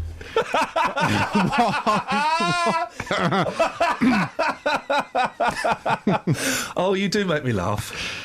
Benedict Cumberbatch says he's devastated to have caused offence after referring to black actors as coloured on a US talk show. The British actor who starred as Bletchley Park war hero Alan Turing in the Oscar-nominated Imitation Game was making the point that some of the black British actors he's friends with get more opportunities in the US than they do in the UK. Well, his comments generated a huge response online, with anti-racism charity Show Racism the Red Card reminding everyone that the term is outdated and has the potential to cause offence. Mr Cumberbatch immediately apologised, saying he makes no excuse for being an idiot, he feels a complete fool, he's sorry to have offended people, and he'll learn from his mistakes. Well, considering he used the term whilst lamenting the lack of opportunities for talented black actors he clearly admires, I want to know whether you think he needed to apologise. From 9 this morning, we'll debate this. Your calls, please, 08459 455 555. If you've missed any of the programmes here on BBC Three Counties Radio, you've missed things like this. Well, no, you're from. You can give me your opinion as someone from the British Parking Association. Is it unfair? Well, there are so many different instances that. Okay, here's an instance. Before then, in this part of the programme, I'm going to meet Sam Ackerman. Now, she's from High Wycombe. And at her heaviest, she weighed 21 stone. Yeah, I think I had everyone around me just love me enough to accept where I was. But there is a way you can hear it all again. And I used to have to put up with the house band who couldn't read my music very well and doing a lot of songs I didn't particularly want to sing anyway. But the question is, Elkie Brooks, do you still do bar mitzvahs? bbc.co.uk/Three Counties Radio. Now, if you want to stay married or keep your relationship alive, should you avoid Facebook? Allowing you to listen to what you missed. bbc.co.uk/Three Counties Radio. Head teachers shouldn't be allowed to penalise parents for taking their kids on holiday during term time. That's according to, well, I think unsurprising results of a recent survey. A travel insurance company spoke to 7,000 parents nationwide, 459 in Bedfordshire, and found two more figures for you. Found that 70% thought the government was acting like a nanny state, and 57% thought it was time to stagger school holidays to beat high prices. Well, Katie Ivans is vice chairman for the Campaign for Real Education. Is it Kate or Katie? It's Katie. Katie, thank you, Katie. Is it right for parents to take kids out of school during term time? Well, no, it's not, because in effect, it's like a contract between parents and the schools. Parents, quite rightly, expect the teachers to be there to teach their children, And quite rightly, they get very annoyed when teachers go on strike or something and don't keep their side of the bargain. But on the other side, parents who really believe that their children's education is important, which it is, they really should respect term times. We've got term times and holiday times in order to accommodate both school teaching in term time and holidays and holiday time. Parents can't often afford the holiday and the holiday time, can they? That's one of the arguments. Of course, it's a problem for parents because, the way markets work, the travel agents and people like that, the travel agents who carried out the survey, perhaps, put up their prices during the holiday times. But then, it's a little bit like, if you shop before Christmas, it's more expensive than if you shop after Christmas. It's the way these things work. And actually, I've just been thinking there is perhaps a little bit of a solution for parents here. First of all, one of the things, obviously, is they booked ahead, they tend to get lower prices. But also, why not have a holiday abroad, which I think is what they're talking about, 1 year, and a holiday in this country on another, or simply have holidays in this country. Well, the thing is as well, though, holidays in this country can be 3 or 4 times the price during school holidays, can't they? And that is out of the reach of a lot of parents. Yes, it's true. I mean, if you go to any place that sort of a bit sets it up as self up as a sort of resort, it's definitely quite expensive during the holiday period. But I mean, these are the facts of life, and schooling is very important. You can't expect teachers to be teaching classes of children where the classes are half empty. How can they progress a lesson in a structured way if half the children aren't there? They can't do it. Is the class half empty, Katie, or is the class half full? Yeah, you like that one, don't you? Well, with my mentality, it would be half full. I always think positive. Some holidays can be more educational than being at school, can't they? I'm not saying, a weekend in Disneyland is going to be particularly educational, but some families, they go and see the sights of Athens, or they go to Paris and experience life. Yes. Well, I know what I'd do for those holidays. I would take a few days, in the Easter holiday or something, or just after Christmas or something like that, and go and see those cities. It's really interesting to visit cities like that at that sort of time, which aren't packed with tourists. I mean, there are ways in which you can do it if you really want to. Katie, we make assumptions about people, don't we, when we speak to people and when we see people, and I'm making an assumption that maybe miles off, that you're doing all right for yourself, you've got a few quid in the bank. I'm not saying you're rich, but you're doing okay. There are families that struggle to make ends meet and would love to take their kids away for 3, 4, 5 days, even on the most basic British holiday, and they just simply can't afford it during the school holidays. It's okay for I can afford to take my kids away. I've got a few quid. I can't really judge those parents that can't afford it, can I? Can I just tell you that throughout my childhood, I never went abroad until I was 14, when I was, funnily enough, taken to Rome. Oh, beautiful. So, actually you can survive on British holidays. You can find ways of doing it. Also, I mean, as a matter of fact, I work very hard. I don't take many. We're going to be personal. I don't take many holidays myself, as a matter of fact. No. So we have been arguing this morning that the holiday, the actually going away holiday, is actually a luxury. It's not a right, is it? It's not a right. Absolutely not. Of course it's not a right. But people have got to thinking like this, rather like everybody thinks they ought to have a car. Well, no. Perhaps particularly if you live in a city, you can, in many cases, do without a car, It's just the way we think. We really do think. We think rich. Yes. I think this is our problem. And perhaps we just need to adapt to circumstances. And certainly we should not be abusing school terms and school, and education for holidays. Katie, it's been fun talking to you. We'll get you back. I like you, Katie. Katie Ivans, Vice Chairman for the Campaign for Real Education. What do you think? I'm changing my thoughts on this, because I remember we talked about this 3 or 4 months ago, and I was all for taking kids out of school during term time. Looking back on my school life, kids, I wish I'd bunked off more. That's my one regret. Should have bunked off more. Never bunked off school. Don't think. I got drunk in school a couple of times. Never bunked off. I bunked off college loads, but I wish I'd done it more, because I would still be here and I'd have great stories to tell of smoking fags in cafes. What a great story that would be. I can't tell that story. It would be a fascinating story. It would be. But the holiday is, it is a luxury. It's not a right. 08459 455 555. Travel news for beds, cards and bugs. BBC Three Counties Radio. There are some serious problems on the trains. All of the lines between Milton Keynes and London Euston have been blocked because of a power cut. That's affecting Virgin, London Midland and Southern services with delays of up to an hour, and those problems are expected to go on until about 9:30. So there's currently no trains going in and out of Euston, and East Midlands trains and underground services are accepting tickets, and buses have been requested to run between Northampton, Milton Keynes and Watford Junction so the passengers can join connecting services. On the roads on the M25 anti-clockwise, there's queues between junction 18 for Chorleywood and 15 for the M40. On the M11 northbound, there's still a lane blocked before junction 8 for Bishop Stortford, and that's causing some delays. And in Stevenage on Six Hills Way, that's been partially blocked because of an accident at the Homestead Moat, and that's causing queues from Cole Street. In Milton Keynes on the A5 southbound, that's been partially blocked by an accident, James called to say, involving 3 cars, and that's causing queues from the Abbey Hill roundabout to the Milton Keynes city centre at Portway. And in Great Horwood on the A421 in both directions, that's been blocked by a burst water main. You can get past there, but it's very slow between Nash Road and Pilch Lane. Samantha Bruff, BBC Three Counties Radio. Across beds, hearts and bugs. This is BBC Three Counties Radio.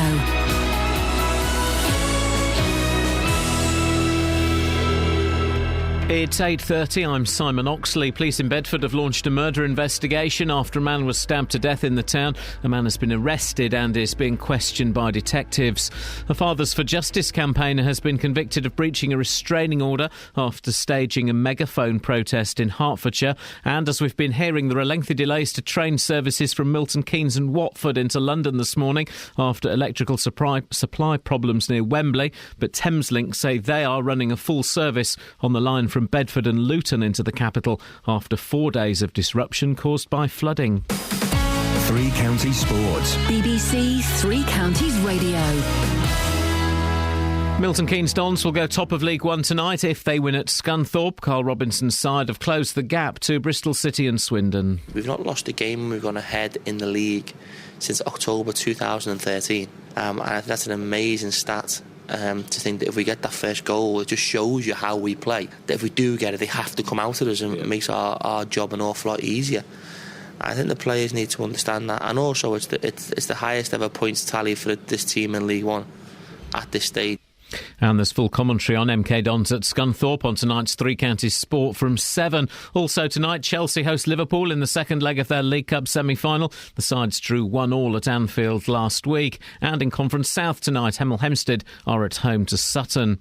There was no FA Cup upset last night as Premier League Stoke won 4-1 at Rochdale. Their reward is a fifth-round trip to Blackburn. The fifth-round draw also includes Arsenal versus Middlesbrough, Preston or Sheffield United versus Cambridge or Manchester United, and Bradford's reward for beating Chelsea is a home tie with Sunderland or Fulham. In tennis, Andy Murray faces home favourite Nick Kyrgios in the Australian Open quarter-finals shortly. The young Australian made a name for himself when he beat Rafael Nadal at Wimbledon last year. Murray says he's a talent to be reckoned with. He's dangerous, he's unpredictable, he's entertaining, and he's a good athlete, moves well, and he's explosive on the court, so he has a lot of things going for him. And if Murray wins, he'll face Thomas Berdych in the semi-final after the Czech player beat Rafael Nadal in straight sets. BBC Three Counties News and Sport. The next full bulletin is at 9. Call 08459 455 555. BBC Three Counties Radio. We got any texts? Yeah, you got loads of callers as well. Who we got on line 1? Good morning, line 1. Hello, geezer. It's Justin Dealey! Hello, mister. What's up? Hello, geezer! What's up? You're right, Just. How you doing? I've been out on the street, loving it, getting some feedback, getting some comps, doing it all for you guys. Yeah, well, what Justin, we didn't give you anything, and it's great to speak to you, because we thought you'd taken it to the beach already. We didn't give you anything to talk about. Well, I just took liberty and I talked about the new Fathers for Justice situation. Oh, yeah. What's the word on the street, Just? Well, the word on the street is, look, what the government need to be doing more. The CSA are quick enough to take money off you and chase your partner when you split. The government aren't happy to help sort this out, and it's not going to go away. And is that the word on the street, Just? Is that the view of the BBC, or is that your view? That's my view and a bit of the word on the street. OK, and you speak facts. You deal in fact, not fiction, don't you, Just? I only deal in facts, mate. OK, well, at the same time tomorrow? Same time tomorrow was great, love. Love? Hang on a second. Justin sounding very butch there. Wasn't More it? butch than usual. I know, incredible. Sexy, actually. Sex is always a sexual fella. What you got on the Texas? On the Texas we have... morning, Iain. Just a thought on cheap holidays. Poorer families are encouraged to take cheaper holidays in term time, even in this country.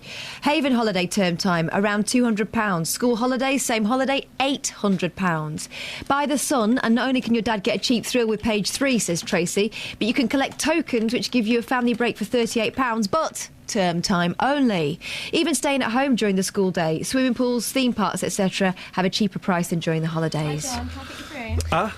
Yeah. Sorry, I was sending an email. I know. John in Datchworth said... Morning, John. Employees are legally entitled to holiday time, but some employers try to make employees take holidays when it suits the business. So in these situations, children will be taken out of school. I would take my child out of school, otherwise he'd be Hang on, is this texter talking now? Stop your sobbing, Catherine. Oh, right, OK. John's on the line. Morning, John. Oh, young man. Good morning, old man. Now, John, Catherine was just reading your text out, was she? She was, yeah. Make the point to her. You two have a convo. Well, they're saying about can't take children out of school, which I can understand that. But so the business I work for, we do a lot of stuff into schools during the school term time for renovations for schools. Yes. So obviously our boss likes us not to take too much time off, obviously, over the summer. Obviously, the other problem is it's first come, first served. No two members of the same department off at the same time. So obviously we have to have holiday some of the time at his discretion. And obviously, if you're a bit late booking your holiday or can't find stuff to do for your holidays, you're further down the list, so you can't have time off actually when you want it. You have to have time off when you can get it. I would take my child out of school, but my wife, I think, has booked a holiday this year. And we went on the internet. You can find out the private owners of these static caravans. Oh, yeah. Rather than booking through somebody like Haven, you can book direct with the... So you save a few quid? Yeah. That's clever. Save a bit.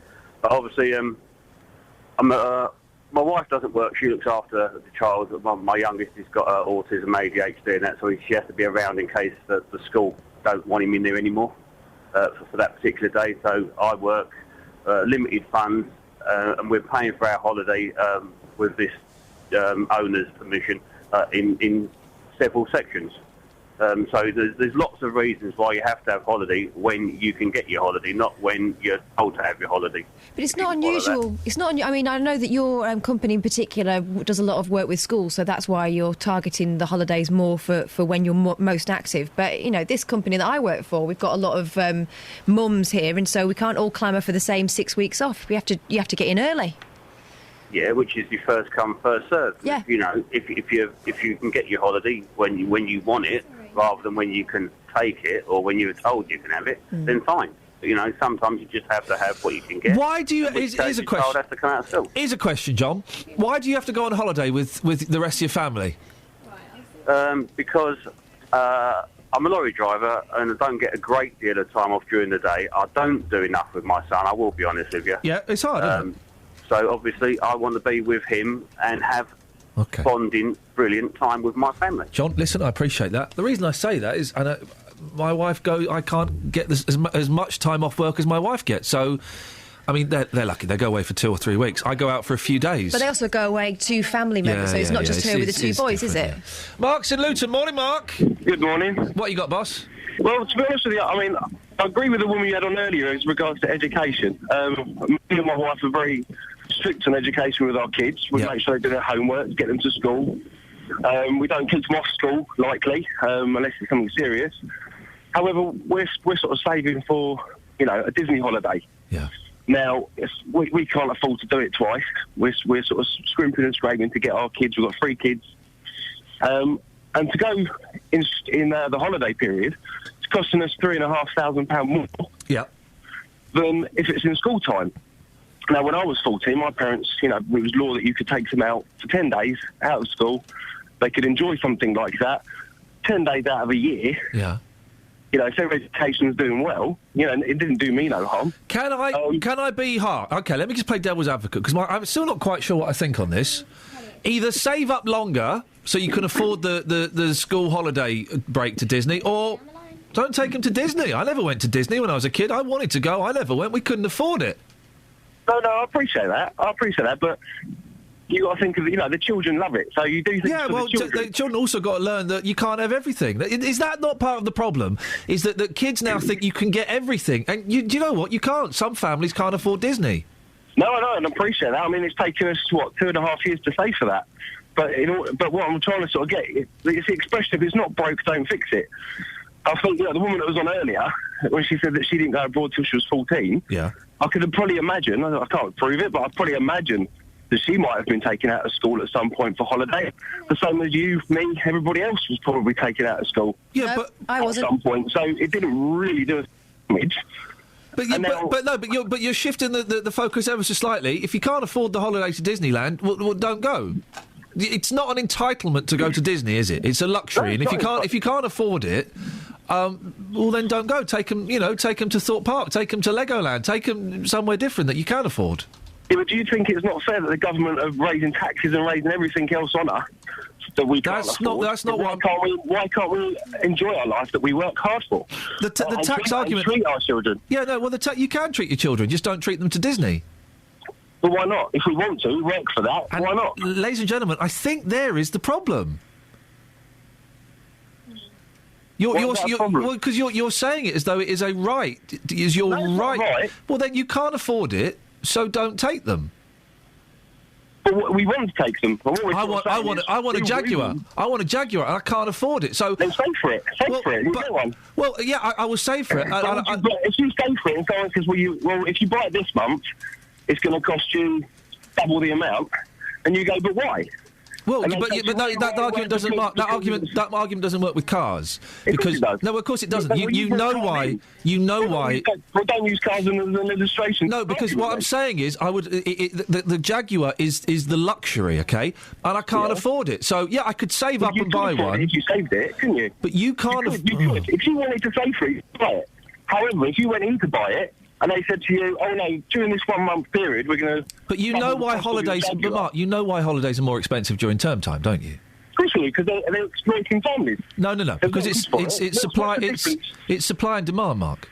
Yeah, but what's the difference between going in August and then going the following month for the companies that are supplying the holiday? Because Mark, it's a business. It's a business. It's not a charity. It's not so that you and your kids can afford to go to Disneyland.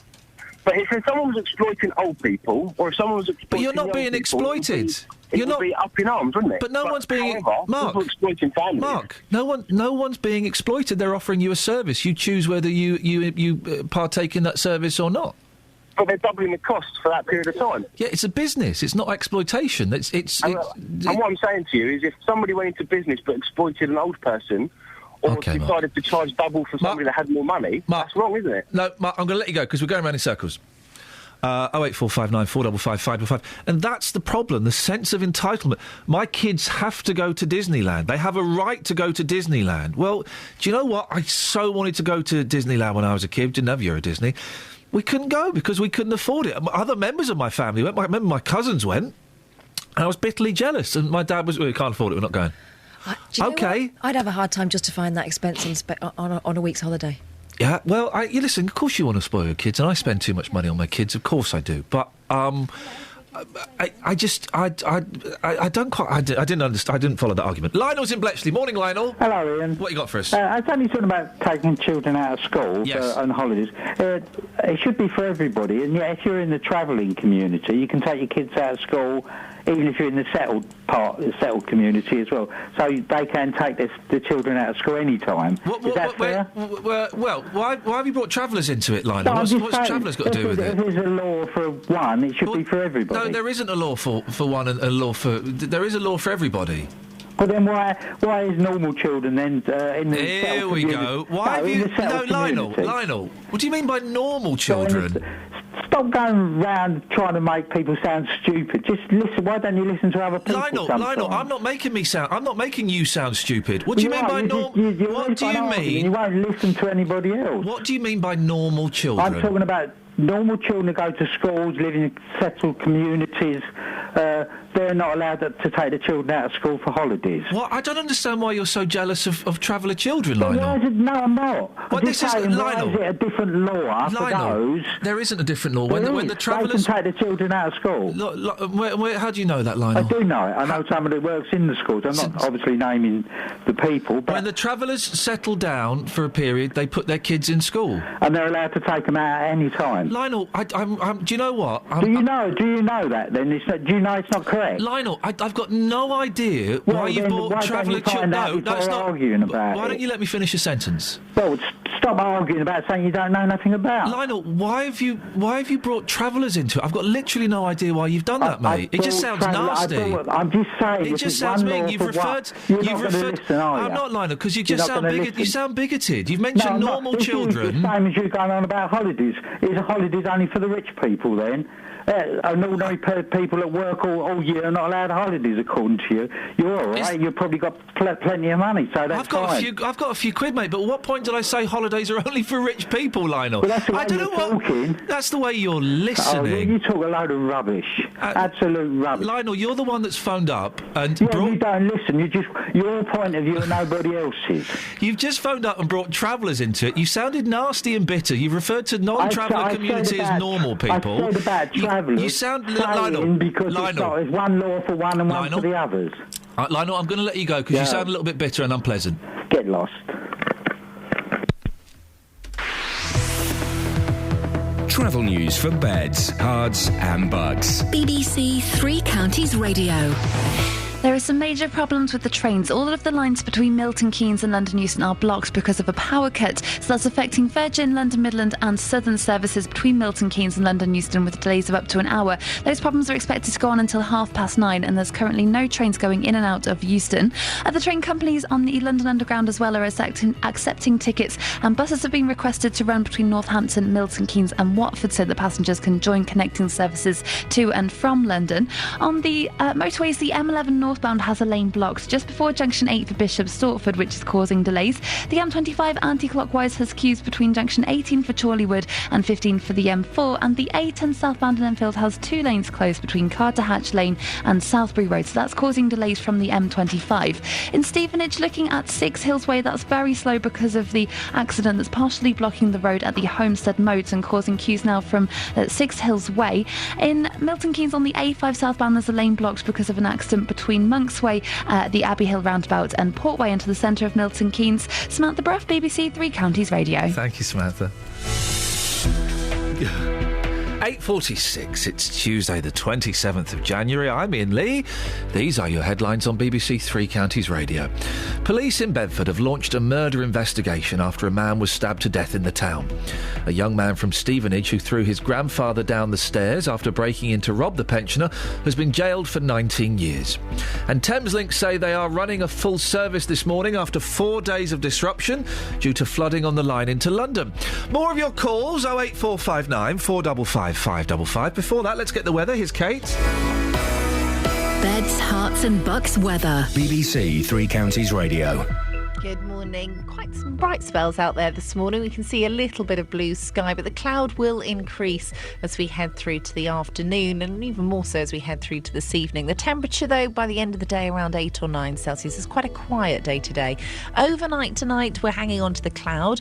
We've also got some 1 or 2 outbreaks of rain as well, but those things combined help to keep it reasonably mild as we head through to dawn tomorrow morning. That's when the wind is going to start to pick up. So the minimum temperature is not actually going to drop down too far at all. A mild grey and damp start to Wednesday morning, and we have got some more persistent rain through tomorrow, the early hours. So that's going to clear through probably by the latter part of tomorrow morning, the cloud clearing with it, and then it's all changed. Temperatures drop dramatically, the wind picks up, and it's going to feel bitterly cold. The wind really making a dent in the temperature. It's going to feel really quite awful tomorrow afternoon, and then getting much colder as we head overnight Wednesday into Thursday. Could see 1 or 2 showers arrive as well, and they could fall a little wintry.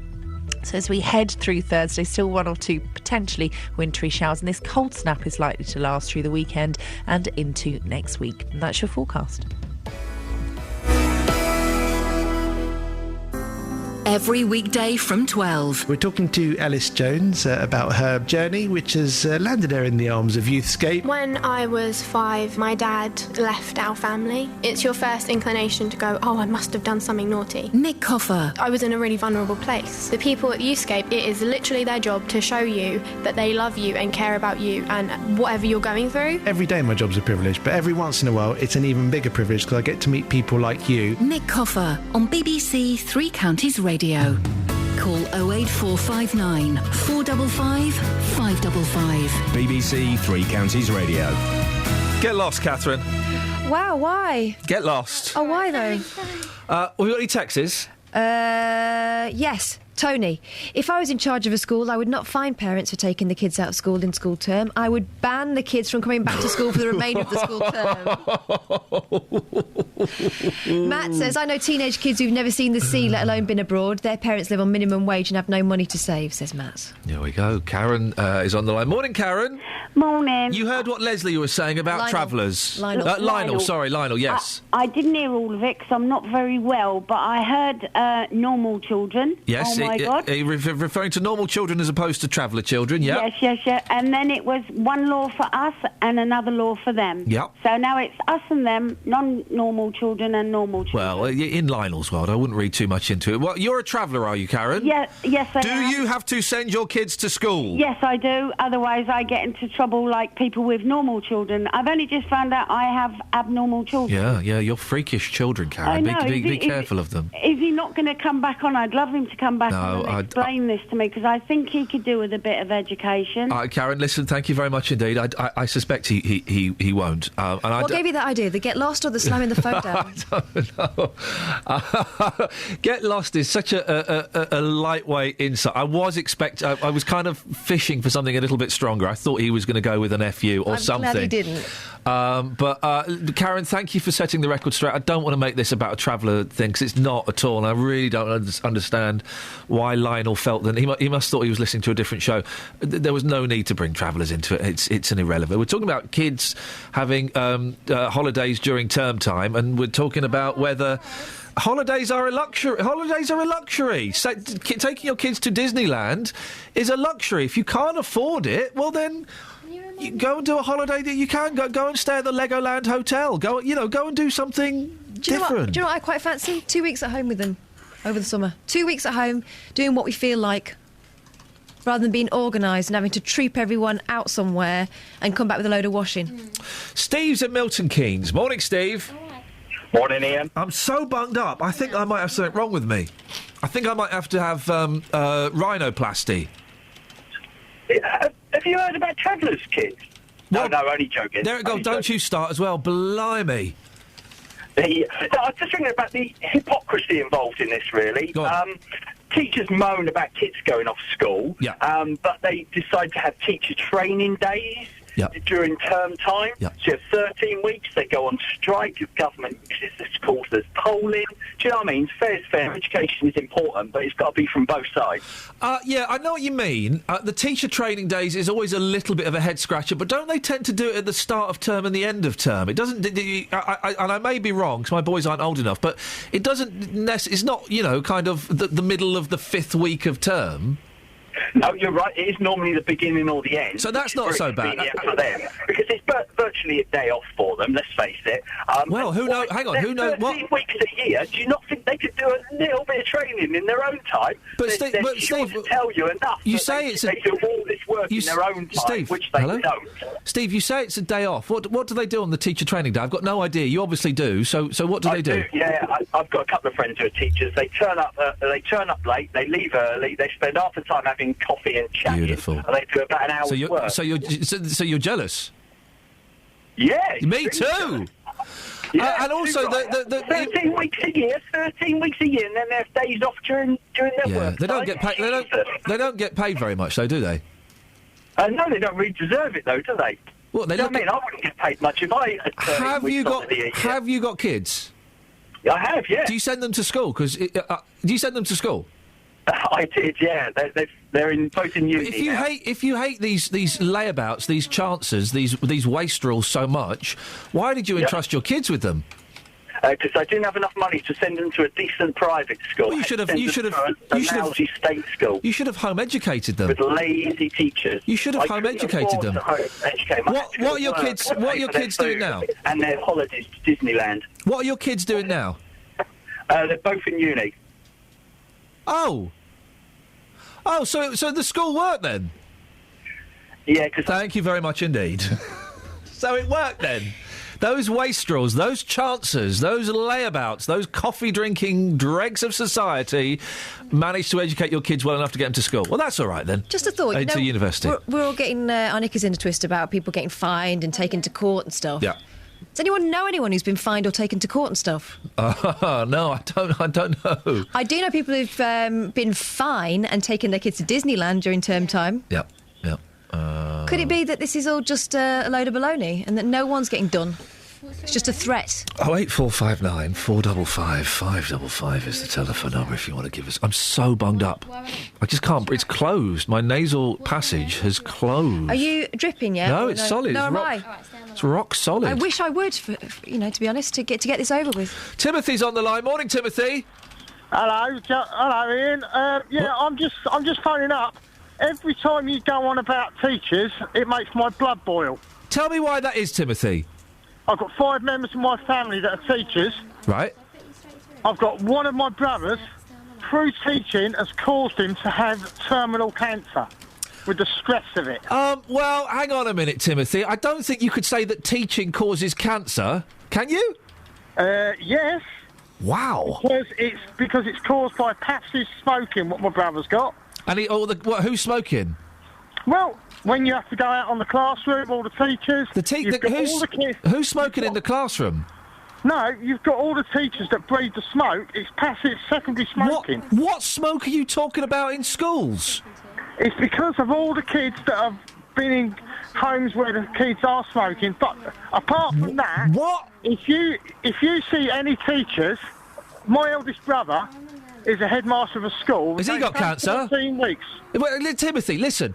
First of all, you said that the stress of teaching causes cancer.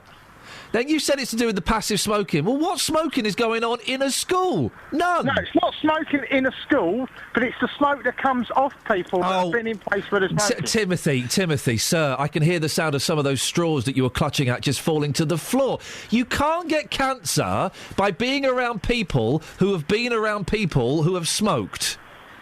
No, right, OK then, but apart from that, teachers, Apart from that nonsense argument, on to the next one.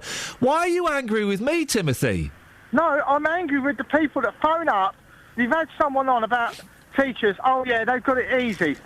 I know teachers, they get 5 days a year holiday. All these... Well, that with the respect, that's not true either, is it? Yes, because when do they do all the work on the schools? And also, another thing is when you... bearing in mind that you've said that your brother's got cancer because of the stress of teaching and because he works with people who live with people who smoke, I'm taking everything you say with a huge bag of salt, Timothy. Well, I'll tell you what. I'll tell you now, you lot want to get in the real world. Because teaching... Why me? Why, Timothy, why are you angry with me? No, I say... You just said you lot want to get in the real world. No, you want to... No, because I've got 5 members of my family... I know! One of them's got cancer through teaching. Yeah, and the others, some of them have had to retire because of the stress of it. But why do I need to get in the real world? I'm in the real world, I think. Well, I'll tell you what, you go and stand in front of a class of 30 No, I'm not... Well, actually, I'm going to do that in a few weeks. You go and stand in front of a class I'm going to in a few weeks. Yeah? Well, you go and stand in front of them. I'm going to in a few weeks. Will I get cancer from being with them if their parents smoke? It all depends, mate. Oh, but what? I'll tell you now. Why are you having a go at me? I've been sticking up for teachers all morning. He's gone. He's just put the phone down. That's 2 in 20 minutes. Flipping heck. What is going... I have been sticking up for teachers this morning. And just to say, you cannot get cancer through teaching. Les, you've got 30 seconds. You're not going to hang up on me, are you, Les? Oh, well, I hope not. I'm in a bad signal area. Go on, you've got 30 seconds, boss. So, myself and my wife, we're child-free, so we have neither normal nor abnormal kids. Right, yes. But we still have to pay the surcharges and the extra prices. If I want to go for a beach holiday in July, I still have to pay the same amount. If I can't afford it, I don't go. Les, it's the perfect note to end on. Timothy's obviously very angry, and I don't know why I've been sticking up for teachers this morning. It was Steve. Have you got one text to end on? I've logged off. That'll do, mate. I logged off about 20 minutes ago. Travel news for beds, cards and bugs. BBC Three Counties Radio. On the trains, all of the lines between Milton Keynes and London Euston are blocked because of a power cut that's affecting Virgin, London Midland and Southern services with delays of up to an hour. Those problems are expected to go on until 9:30 this morning, and there's no trains at the moment going in or out of Euston. So other train companies and the London Underground are accepting tickets, and buses are going to be running soon between Northampton, Milton Keynes and Watford Junction, so passengers can join connecting services to and from London. On the A10 southbound, there's a lane closed because of an accident between Cardhatch Lane and Southbury Road. That's causing queues from the M25. In Maple Cross on Denham Way, there are long delays because of an accident between Maple Cross and Rickmansworth. That's causing delays from the M25 junction 17 for Maple Cross. And Stevenage, Six Hills Way is partially blocked because of an accident at the Homestead Moat with delays from Cole Street. Samantha Bruff, BBC Three Counties Radio. Oh, Samantha, thank you. Do you know what? I readily and happily hand the baton over to JVS. I don't know what's going on, Jonathan, but I wish you the best of luck this morning. Local and vocal across beds, hearts and bucks. This is BBC Three Counties Radio. Uh-oh. Thank you, Iain. Good morning. Welcome to the JVS show. I'm Jonathan Vernon-Smith. It's Tuesday. It's 9 o'clock. And on today's Big Phone-In, I'm asking, do you think Benedict Cumberbatch needed to apologise? Benedict Cumberbatch says